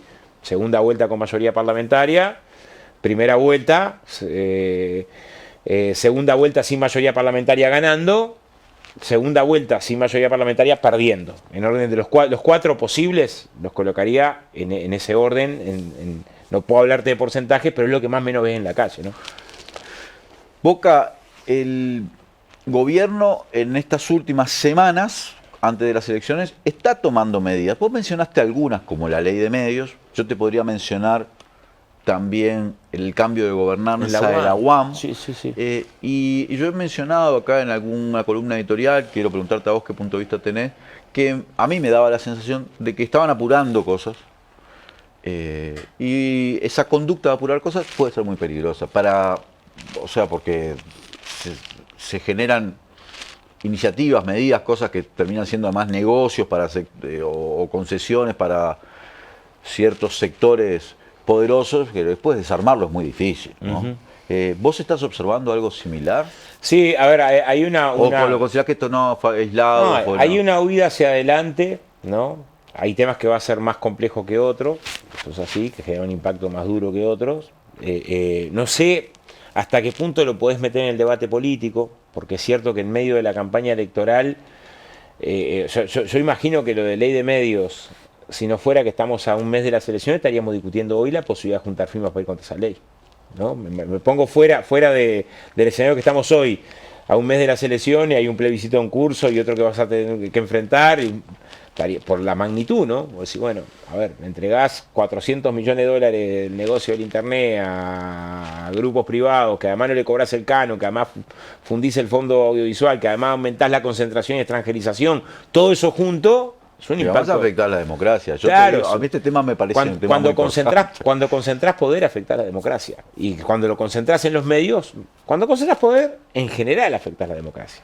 O sea, hay un debate ahí que los oligopolios terminan afectando la democracia, eso es así, terminan siendo el poder en sí mismo, cuando tenés el poder económico, el poder medio, y en los medios más todavía, porque además afectás la libertad de expresión, que no es que estaba en el mejor de los lugares, ya tenías una agenda de concentración de medios importante, y lo que haces es profundizar un camino que es riesgoso, que pareciera más presentarse como el pago de favores, ¿no? El pago de favores, porque en su momento se argumentó no cobro el canon por la pandemia, todos sabemos que en realidad lo que había era una orientación que ahora se consolida en términos legales. Y lo de la UAM es igual, es ceder algunas cobrar una revancha, ¿no? No respetar un acuerdo que fue el acuerdo que se logró para la salida, eso también tiene un valor, ¿no? O sea, se construyó un acuerdo para salir del lío de la UAM, que el lío es, el Ministerio de Ganadería quiso quedarse con la UAM, hubo que encontrar una salida, la salida tenía que ver con un acuerdo. No podés romper solo el acuerdo, ¿no? Más allá de que haya elecciones y de repente el Ministerio de Ganadería que viene sea el nuestro, y además generás un elemento de incertidumbre a un proyecto de un sector que es clave, como la granja. De incertidumbre, porque ahora la salida de la UAM dependen de que la Intendencia, la que acabas de dejar en mucha debilidad en la gobernanza, le salga de garantía a los efectos de los préstamos que precisa para sostenerse. ¿Y cómo? ¿Cómo no respetas un acuerdo global? Generás una condición de aislamiento de un proyecto para el que hubo un destino de recursos muy importante por parte de la Intendencia. Entonces generás muchísima inestabilidad en un tema que todos saben que lo que precisa es tratar de construir un acuerdo. Yo creo que hay temas en los que es más difícil construir acuerdo. O sea, relaciones laborales, derecha e izquierda, difícil. Empresas públicas, es difícil entre derecha e izquierda conseguir acuerdo. No, hay algunos temas. La granja yo creo que sí podés construir un acuerdo. O sea, generar una lógica de institucionalidad en la Dirección de Desarrollo Rural, Instituto Nacional de la Granja, que potencie las posibilidades de la granja en una perspectiva de soberanía alimentaria, que evite... Parece que ahí sí tenés un espacio para construir acuerdos políticos. Esto hace todo lo posible por bombardear cualquier posibilidad de acuerdo político. Que yo creo que frente a lo que va a tener que hacer es de vuelta, juntar en una mesa a los actores productivos, a los trabajadores, a la universidad, para pensar una política de más largo aliento que cobrar una cuenta corta, ¿no? Que cobrar una cuenta corta, ¿no? No creo que el efecto de esta norma sea muy importante al corto plazo, a 2 meses de las elecciones. Y ganando las elecciones, me parece que tenés espacio político y espalda como para revertir la situación máxime. Pues yo creo que el escenario es que ganamos las elecciones con mayoría parlamentaria, ¿no? Me parece que hoy es bastante claro, está muy fragmentada y débil la coalición de gobierno, ¿no? Hay partidos que están efectivamente en una crisis muy dura, lo de Cabildo es indiscutible, o sea, yo creo que puede apostar a tener la mitad de los votos que tuvo en la elección pasada, no es un deseo, es lo que más o menos ves, en el sentido de que varios referentes lo ves yéndose para otros partidos o abandonando el barco, ¿no? Y Boca, ¿vos qué pensás que con respecto, por ejemplo, al tema de la seguridad? ¿Te parece que ahí hay posibilidad de llegar a acuerdos? Ha cambiado mucho el tema de la nosotros tenemos seguridad un desafío enorme ahí, que es que el Frente llegó al gobierno con un paradigma, yo creo que tiene una enorme vigencia, que lo resumía Tabaré con una frase que decía: vamos a ser duros con el delito, pero sobre todo tenemos que ser duros con las causas de la violencia en la sociedad. Y esto para mí es central. La discusión de las causas de la violencia en la sociedad y la prioridad que tiene la discusión de las causas de la violencia en la sociedad. Y ahí te encontrás con 3 o 4 factores que son claves. O sea, segregación territorial es igual a más violencia en la sociedad, desigualdad es igual a más violencia en la sociedad, ausencia de propuesta de integración en lo cultural es igual a más violencia en la sociedad. Ahí tienes algunos desafíos que son la madre del borrego. El gobierno nos deja una bomba de tiempo, no porque sea el gobierno con más cantidad de homicidios en la historia del Uruguay, que eso va a ser. Nos deja una bomba de tiempo porque tenés un 20% de niños pobres según ingreso, casi un 40% si vas a una mirada multidimensional, porque los niveles de violencia sobre la infancia se incrementaron de manera escandalosa, de 22.000, 23.000 oficios judiciales, saltamos a 54.000 oficios judiciales. Saltó CIPIAP, saltó Línea Azul, saltaron las reiteraciones, o sea, la situación de violencia sobre los niños está cada vez más alta y más dura, y la situación de inseguridad alimentaria en las infancias es grave, es de 4 de cada 10 gurises en escuelas y liceos públicos. Entonces vos tenés una infancia que sufre violencia, que está pobre y que además está mal comida, pensar que eso no te estalla mañana en problemas múltiples de salud mental y de violencia es absurdo. Entonces cualquier discusión que tenemos sobre la violencia en la sociedad tiene que arrancar por acá. Yo creo que es imprescindible. Tiene que arrancar por acá. Tiene que arrancar en programas que garanticen la alimentación en las infancias y adolescencias, que garanticen la posibilidad de la educación en las infancias y adolescencias, en un fuerte sistema de beca, en componentes culturales en territorio, en semillas que quisieron plantarse en los gobiernos del FA muy débiles, caso Centros MEC, que tenían que explotar, ¿no? Es decir, una semilla tendría que después, ahí hay de todo, tendría que haber de todo ahí, tendría que haber después música, poesía, cultura, para el adolescente, y no se prosperó, al contrario, se cerraron. Tenés un enorme desafío ahí, que es la condición de una sociedad menos violenta, porque no vas a resolver con un policía casa por medio, de que el vecino y la vecina por la música alta, la medianera y después lo terminen resolviendo a los garrotazos. Tenés un segundo problema, que es el abordaje de las adicciones. Nos hemos dejado llenar la cara de dedo del abordaje de la problemática de las adicciones de una perspectiva punitiva. De pensar que, bueno, que lo resuelvo con, en vez de 3 años 5, en vez de 5, 7, en vez de 7, 9, en vez de 9, 18, y ir en una escalera loca a que los más años de cárcel son igual a más seguridad. Yo tenemos que dar un debate sobre eso. Es más, tenemos que recuperar una lógica que la prisión tiene que ser la última ratio. Hoy tenemos un tercio de población privada de libertad que es primario por hurto, ¿no? Bueno, una lógica que seguramente en el estado de hacinamiento carcelario salga un poco peor que lo que entra, ¿no? Solo tenemos que pensar en que para delitos no violentos tiene que haber medidas alternativas a la privación de libertad. O sea, una lógica de construcción de que vos pienses el sistema de privación de libertad para los delitos violentos graves a la sociedad, que es donde te vas a tener que trabajar, tener posibilidades. Todos los que saben de esto lo dicen. Petit insiste 50 millones de veces cada vez que va diciendo cárceles superpobladas terminan siendo con programas educativos pobres, con programas de trabajo pobres, con situaciones complicadas desde el punto de vista de la posibilidad de rehabilitación. Entonces tenés después los datos que tenés en el sentido de que la mayoría reincide, aumento de población en situación de calle, y sí. Y claro, o sea, si vos estás llenando las cárceles de población joven, adicta, media analfabeta, y sale sin tener todos los vínculos rotos, ¿a dónde querés que termine? ¿No? ¿Y dónde querés que vuelva después? ¿No? O sea, si no te das cuenta que estamos ahí generando una olla de presión, claro, hay mucha demagogia, entonces un problema de esta complejidad, el debate que tenemos en la campaña es allanamiento nocturno, que en los países donde existe no se aplica, porque es muy riesgoso. Entonces, claramente es donde no está la discusión. Donde está la discusión es en otro lado, donde tendría que estar la discusión para construir una sociedad menos violenta. Donde decir, bueno, es un desafío en el que no puede opinar solo el Ministerio del Interior. ¿Cómo? ¿Cómo la discusión de una sociedad menos violenta, las posibilidades de construir una sociedad menos violenta, si está lleno de ejemplos que en los lugares donde construir barrio, donde se pone al hombro una comunidad a construir barrio y genera posibilidades de que haya cultura, o genera posibilidades de que haya un grupo de teatro, genera posibilidades de que haya un club de barrio, genera posibilidades de que haya espacios de encuentro, la sociedad es menos violenta. Entonces vamos a discutir la violencia en la sociedad por fuera de la discusión del abordaje de las adicciones, de la salud mental, de la presencia del Estado, de los problemas de salud y los equipos multidisciplinarios en territorio. Me parece que sería un gran error.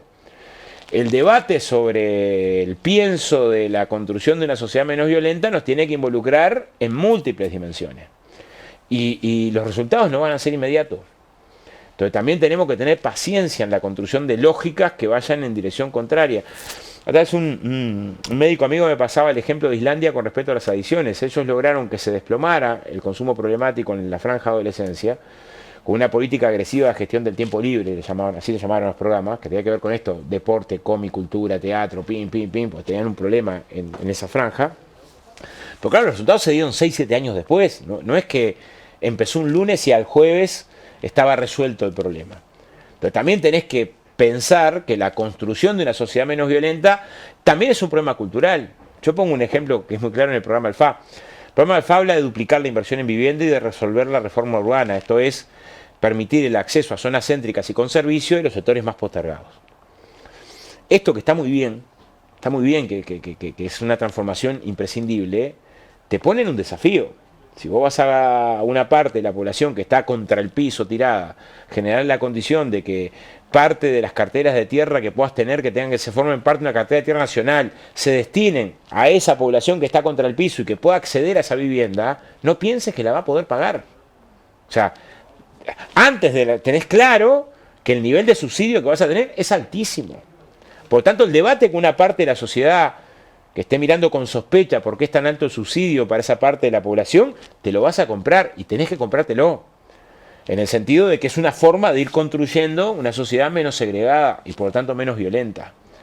Pero así como en un momento cuando mejoramos las asignaciones familiares, una parte de la población que entró a mirar con desconfianza al que recibía la asignación y guarda que no se comprara un chicle, ¿no? O si mañana aplicamos un programa agresivo de trabajo garantido por el Estado, tipo jornales solidarios, pero con más nivel de ingreso y con más posibilidad de formación o con más tiempo de estabilidad, es una política justa, pero que podés tener al lado un debate y decir, pero ¿cómo? ¿Por qué le están dando tanto? Si no, simultáneamente a que asumís el problema, vas incorporando el debate cultural artiguista de decir, tienen que estar primero, están más jodidos, tienen que estar primero, y ganás ese debate, vamos a tener problemas. Bueno, en seguridad, violencia en la sociedad, me gusta decir, que tiene como un factor de componente de violencia en la sociedad, la forma en la que vivimos. Y yo no separo los problemas de violencia en la sociedad, una sociedad hiperindividualista y que tiene un paradigma en el consumo radical. Entonces te mato con unos championes. Entonces, y eso lo tenés que resolver, ¿no? O te reviento a palo porque perdí el partido fue el 5 y me termino la puñalada, ¿no? O sea, tenés que construir una lógica donde hay un conjunto de dimensiones de otras, a las que a mí me escapan. Yo no soy especialista en hablar de operativos, de cómo tiene que ser el operativo tal para la banda criminal cual, ¿no? Sí creo que hay una selectividad penal y que la parte más dura del negocio, la que tiene que estar vinculada al lavado y demás, es la que no cae, y en este periodo además ha habido medidas que facilitan, con el manejo de $150.000 en efectivo, facilitan una parte que es central del capitalismo, ¿no? O sea, el capitalismo no funciona sin plata sucia. Los informes de UNCTAD, Naciones Unidas, son bastante contundentes en que vos sacás la plata de la trata, del lavado y del tráfico de armas y se te desploma una parte del sistema financiero. O sea, es parte integral de la forma de organización económica en la que vivimos. Por lo tanto, son factores de poder que existen ahí. Si eso todo es lo que tenés que enfrentar, tenés que elegir dónde está la prioridad. Para mí la prioridad está en los factores estructurales. Pero yo te pongo un ejemplo. Si vos tenés que resolver que Gurí tenga comida y techo, o tenés que resolver que tengo 50 barcos de patrullaje, para mí primero tenés que resolver esto, los factores estructurales. No me niego a que tengas la mejor tecnología, a que inviertas cientos de millones para resolver el tema de que la frontera esté blindada. Está bien, pero si tengo que elegir dónde van el centro de los recursos, lo primero que tengo, la prioridad de las prioridades son estos factores estructurales. El gurí que está en patas hoy. Esa es la violencia mañana. El que está en patas hoy, el que hoy pasa frío. Esa es la violencia mañana. Y no digo esto de manera distraída, porque solo en el 2015 el centro programático que nos propuso Tabaré en esa campaña fue el sistema de cuidado. Y no lo supimos entender en su magnitud, pero era efectivamente revolucionario. Tenía mucho que ver con esto.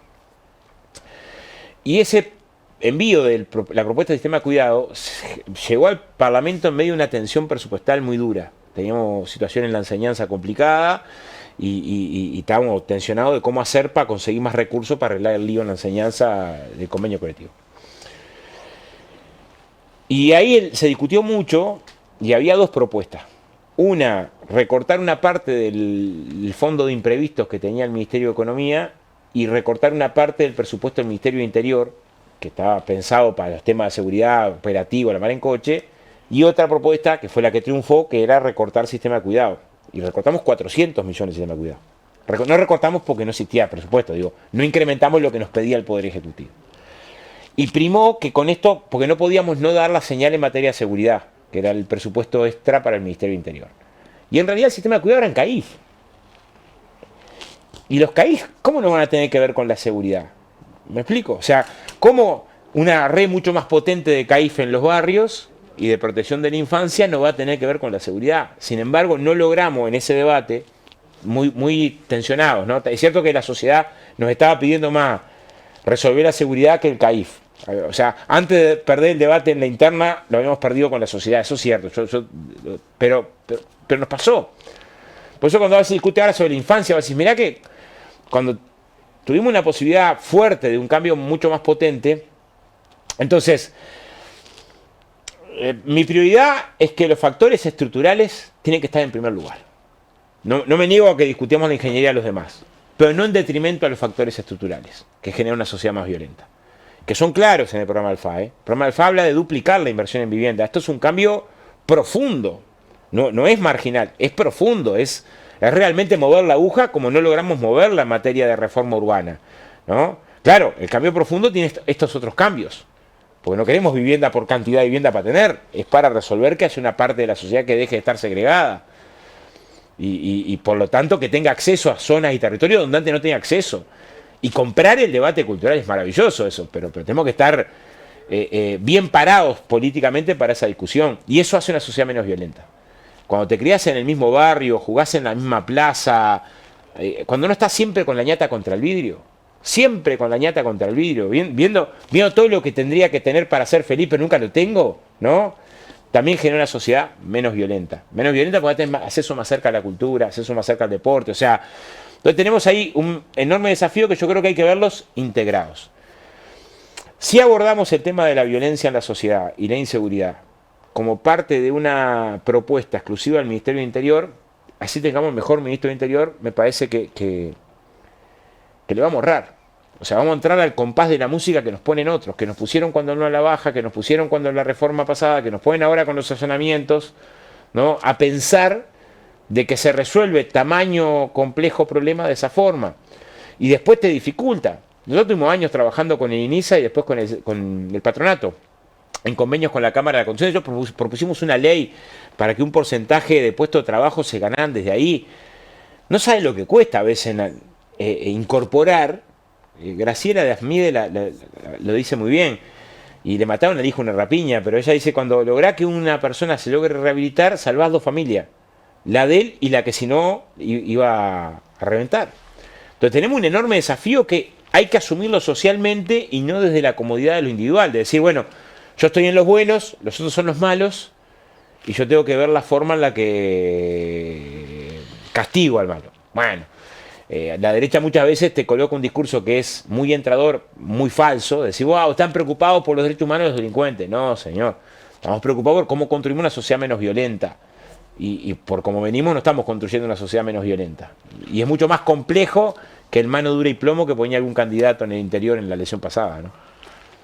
Boca, nos quedamos sin tiempo, pues siempre tendríamos muchos más temas para hablar, pero vamos a tener la oportunidad. Sí, vamos a tener. Muchas gracias. Sí, un gustazo estar por acá. Por habernos acompañado.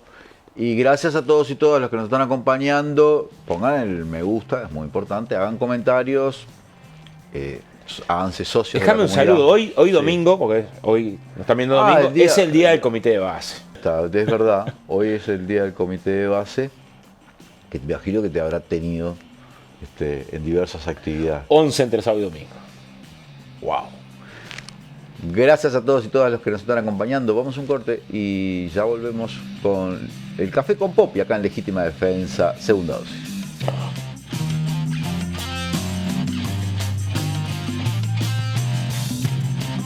En Brow renovamos nuestra tarjeta de débito y ahora la red Brow Maestro se convierte en las nuevas tarjetas Brow Mastercard Débito, con las que vas a poder disfrutar de un montón de beneficios. Estas nuevas tarjetas te van a permitir hacer tus compras por internet, pagar con la seguridad que brinda la tecnología sin contacto, acceder a todos los beneficios que tenés por ser cliente de Mastercard. Y además, con la tarjeta Brow Recompensa Mastercard Débito vas a poder formar parte del programa de lealtad Brow Recompensa que te permite ahorrar en tus compras. Si querés conocer más de las nuevas tarjetas Brow Mastercard Débito, entra en recompensa.brow.com.uy/débito. Elegí la tuya y comenzá a disfrutar sus beneficios. Brow Mastercard Débito. Usalas para todo.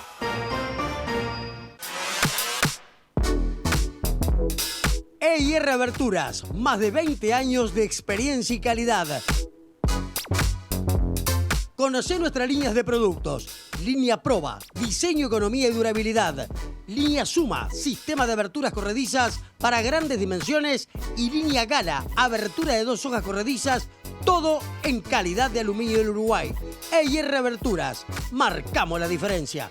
Te esperamos en la esquina de San Martín y Garibaldi o por el 094-235508. Para revertir la transformación regresiva, necesitamos un verdadero compromiso país. Hagamos un trato por la educación pública. ¿Vamos a hacerlo?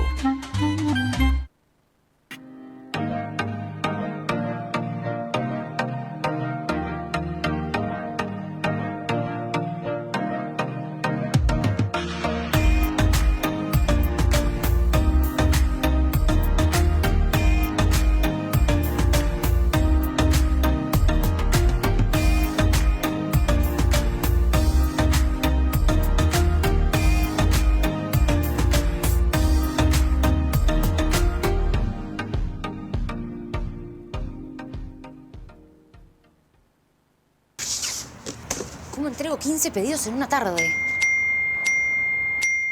Cuando tu negocio plantea estos desafíos, estamos ante un misterio sin resolver. ¿Quién sos? Soy Guillermo Locker. ¿Sos como un Guillermo Lockhart, pero de segunda mano? No, soy algo mucho mejor. Y vengo a resolver tu misterio logístico. Usa Locker Habitat. Tus clientes reciben un código y retiran la ropa cuando quieran. ¿Y también puedo pedirles que dejen ahí la ropa a consignación? Exacto. Ay, me vuelvo Locker.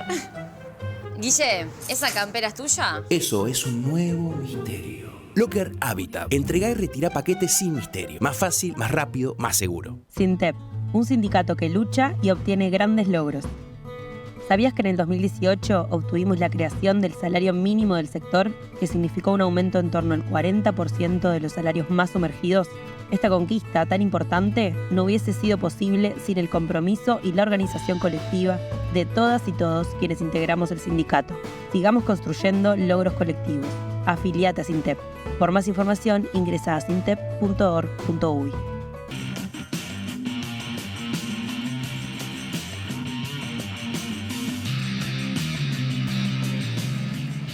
Volvemos con Legítima Defensa, segunda dosis. Gracias a todos y todas los que nos están acompañando. Buenas noches. Bienvenido, Popi. ¿Cómo estás? Bien. ¿Cómo estuvo la presentación del libro de Marco Teruggi? Espectacular. Espectacular. En Escaramuza, el día jueves, a las 8 de la noche, se llenó.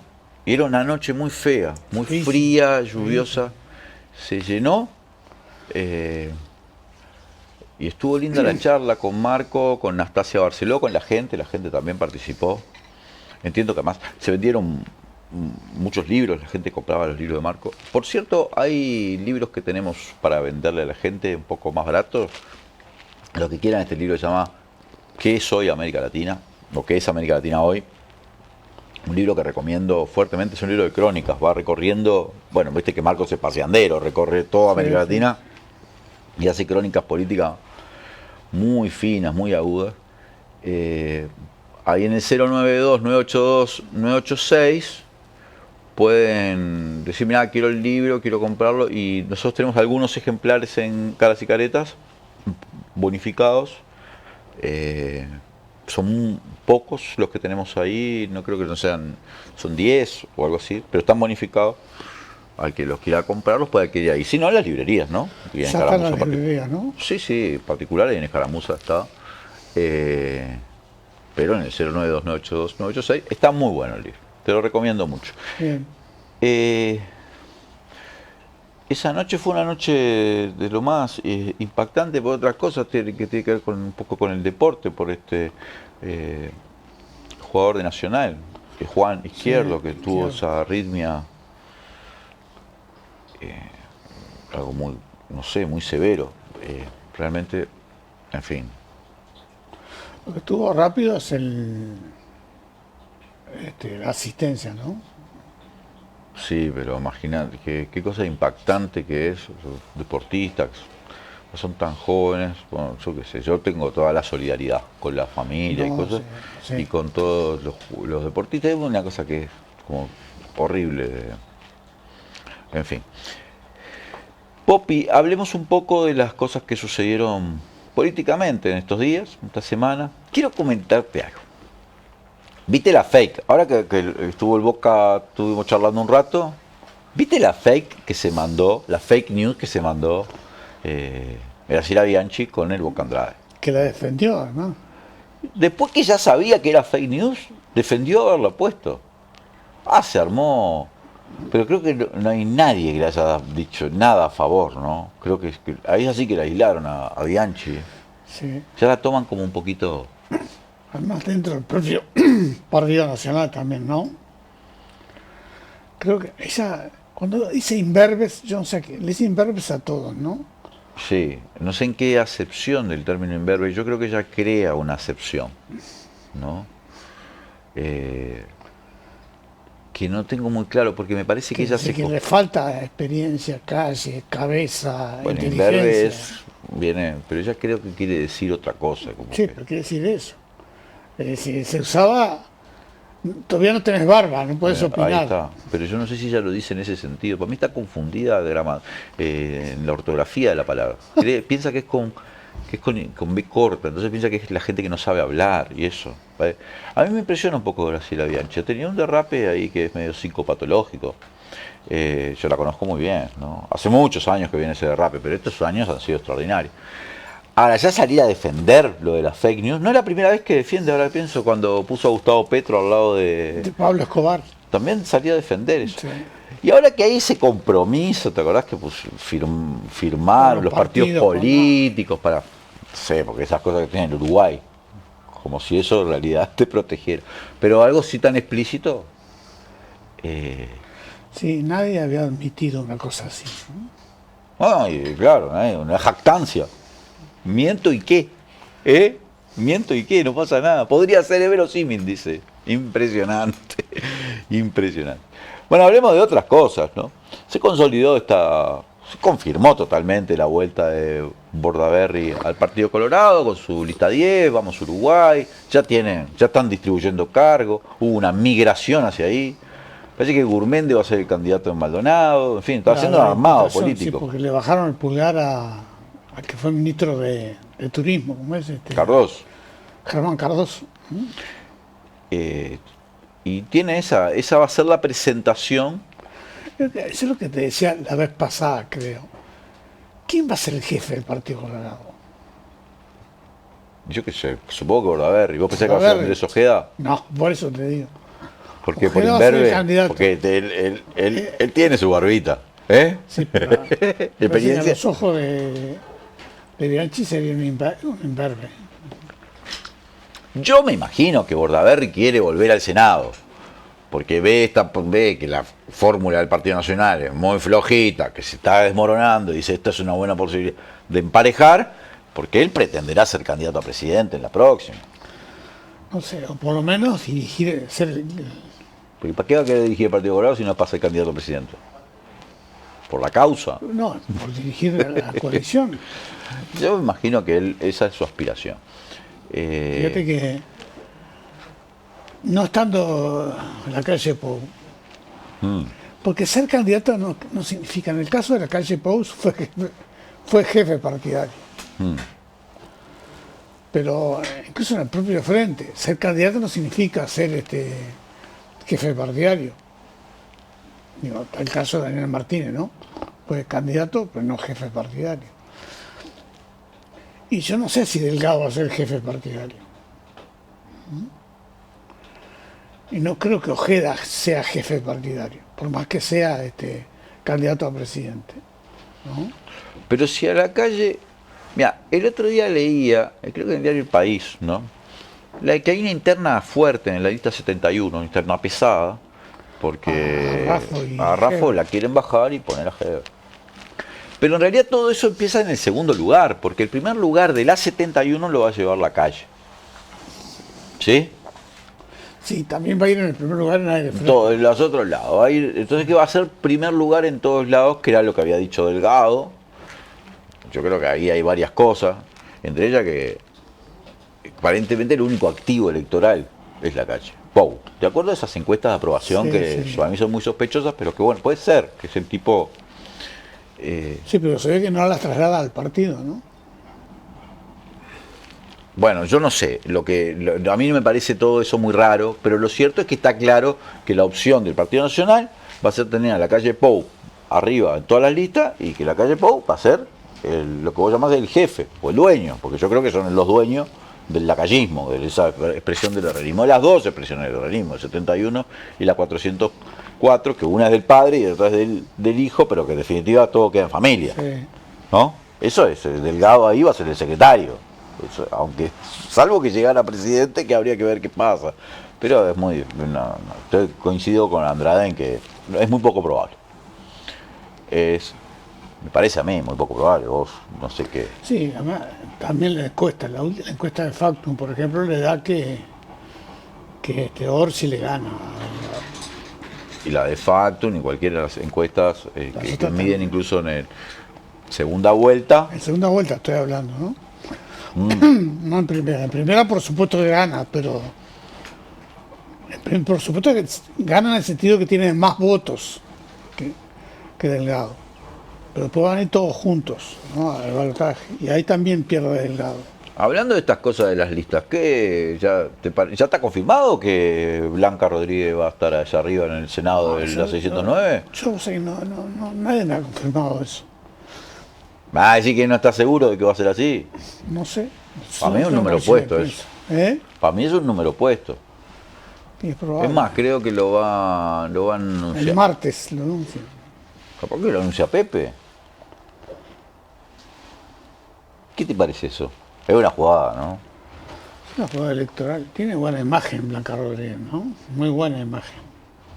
¿Vos decís que nosotros conduciendo acá en Legítima Defensa de repente un día nos ponen así arriba en el Senado? A mí no, por edad, pero vos puede ser. Me van a decir, miren, ¿qué tengo que hacer? Me tengo que afeitar mejor, ¿no? Tengo que tener otra. No, porque el look tiene que ser. Porque te digo porque, mira, Marín eso al día va a estar allá arriba en la lista de la amplia. Sí. Blanca, ¿no? Sotelo. Compadre. Te digo. Pues todo Canal 10, ¿eh? Hay que reconocer que es todo Canal 10. Lo que está es proporcionando el Canal 10, ¿eh? Pero Martín Les, ¿te acordás? Canal 10 también. Y va a ocupar una responsabilidad, ya ocupa una responsabilidad muy importante en la campaña de Yamandú, y yo supongo que también tendrá una responsabilidad importante. Así que uno conduciendo programa, hay que mirar así. ¿Canal 10 estaba infiltrado? No digo eso, digo que son figuras que vienen de la comunicación, ¿verdad? Que es una cosa novedosa. Es un poco novedoso, ¿no? Sí, novedoso. ¿O vos ya habías visto eso antes? No, ya te he dicho lo de Sotelo, que es un ejemplo con... Sotelo, no puedes comparar. Y después había otro. Blanca Rodríguez con Sotelo es incomparable. Yo no estoy comparando, estoy diciendo cómo periodistas saltan a la política. Sí, pero unos saltan hacia arriba y otro... ¿Cómo es que dice el lema del Partido Independiente? De acá solo queda crecer, ¿no? De acá para arriba. Porque arrancan bajito, ¿no? Sí. Queda feo el... Popi, aparecen estas iniciativas. El presidente le da mucha prioridad al tema de la internación compulsiva. Sí, yo vi, no sé si vos lo viste, el video ese del hombre que se 12 policías. Sí. Es un poco violento el asunto, ¿no? ¿Vos qué pensás? Pero más me parece que, yo creo que voy a ser más general, hay una ofensiva conservadora muy grande, ¿no? En todos los planos. Y esto es como eliminar el problema de la gente de calle sacándola de la calle, ¿no? Como si con eso vos resolvieras el tema de la gente. Y además, siempre hay una actitud policial muy dura con la gente que es pobre, ¿no? Muy dura. Siempre es muy dura. Algo de aporofobia que además en gente... Aumentó mucho la gente en situación de calle en este periodo. Entonces uno podría decir, bueno, hay cosas que se hicieron, políticas que se llevaron adelante, que incidieron en que aumentara la población en calle. Tal vez habría que pensar en otras políticas antes de pensar de resolver esto a garrotazos. Sí, está. Metiendo preso, transformando en un delito penal, que además ya está demostrado en el mundo que eso no funciona, pero bueno. No, pero el delito penal lo planteó Heber y no se aprobó, pero quiero decir, es la intención. Y por ahí los hechos es parecido, ¿no? Es una cosa ahí, sí, puede ser como lo que estás diciendo vos, aporofobia, ¿no? Aporofobia. Sí. Es ocultar eso. Yo me acuerdo siempre, ¿te acordás en Maldonado? Cuando la jueza quería prohibir entrar. Quería prohibir entrar a la gente, a los pobres, ¿no? Yo creo que hay una sensación de ocultar cosas, ¿no? Porque también me parece que se ve en el INAU, en esto que pasó con la muchacha esta que murió, lo que pasó en Rocha, ¿no? Ahí le pidieron la renuncia. Sí, pidieron la renuncia finalmente, ¿no? Como diciendo, estas cosas no pasan, no existen, ¿no? No existe la gente en situación de calle porque no las ves, las sacamos. No existe la explotación sexual de las menores porque no lo denunciamos, no lo investigamos. Y así cantidad de cosas que no existen por eso, ¿no? Y me parece que hay un discurso, fíjate vos, el discurso va en esa dirección y en la otra dirección también, que es el discurso de Subía, de que la aportación de cara es un elemento terminante para cuidarse en la seguridad, de la inseguridad, ¿no? Cada cosa dice Subía. Hay gente que piensa pero además, eso. Subía y Manini, por eso estoy en una ofensiva conservadora muy grande. Subía y Manini no descartan las medidas prontas de seguridad cuando hablan de la emergencia en seguridad. O sea, hay una combinación de cosas del último periodo de gobierno que lo dijo, creo que lo dijo el Boca, huir hacia adelante, ¿no? Porque, por ejemplo, y no hablo más de esto, pero las empresas públicas, ¿sabes qué me recuerda a mí? ¿No? ¿Cómo es este insecto que se está comiendo las palmeras por dentro? El picudo rojo. El picudo rojo. Es una especie de picudo rojo el gobierno. Picudo blanco. Claro, pero fíjate lo que está haciendo con Antel, con UTE, ¿no? El picudo rojo es el de las palmeras y el picudo blanco es el que se está comiendo de las empresas públicas. Por dentro, claro, por dentro. Es tremendo. Che, lo del picudo rojo, hablando en serio del picudo rojo del insecto, también es tremendo, es impresionante lo que está haciendo Por lo menos en algunas especies de palmera. Parece que van por la Plaza Independencia ahora. Pero es impresionante. Yo no entiendo nada por qué pasa eso. Y porque hay un insecto que infecta, o sea, No, se come la palmera. ¿Por qué pasa ahora y no pasaba antes? Y porque se habrá propagado, yo no sé, supongo que es una especie exótica, o sea, una especie que entró al Uruguay, hizo su ingreso y empezará a pasar. Y también hay una tendencia en el mundo, dice, en la medida que vamos invadiendo terrenos que no están habitados por seres humanos, empiezan a emerger nuevos virus. No tengo claro cómo es el ingreso, no sé si es una especie invasora. Lo que sí sé es que el tema es grave. Y terminó con la palmera del estadio de Danubio, ¿no? Terminó, sí.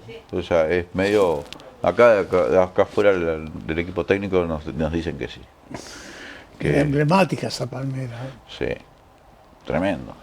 Bueno, Popi, nos quedamos sin tiempo. Yo me preguntaba una cosa, ¿qué pasará? Porque me interesa mucho, con las palmeras de ingreso a Colonia, ¿se van a entrar ahí también? ¿Viste las palmeras de la Ruta 1? No sé si el picudo afecta a todas las especies de palmera, primero eso no lo sé. Quizás sea así. Y tampoco sé cómo es la distribución territorial en este momento. Pero está claramente expandiéndose sus efectos y yo creo que es un tema importante. No, por más que parezca que son temas importantes. Popi, nos quedamos sin tiempo. Hace frío, mucho frío. Y va a ser estos días también. Y va a ser. Así que la gente no puede olvidarse de que en fines de año, 30 de diciembre, sale la excursión de legítima defensa hacia México. Calorcito. Vamos buscando el calor y vamos... Del Golfo de México. Qué lindo que es México. ¿Sabes que México es uno de los destinos turísticos más importantes del mundo? Porque México es extraordinario, en todo sentido. Los que quieran sumarse o quieran averiguar en el 092-982-986, pueden hacerlo. Háganlo. Averigüen la información, hay bastantes personas anotadas, pero todavía hay espacio para que se anoten más y nos encanta la idea para este viaje. Popi, gracias. Bueno, nos vemos el domingo que viene. Vamos a vernos el domingo que viene. Soy Leandro Grille, esto fue Legítima Defensa, segunda dosis.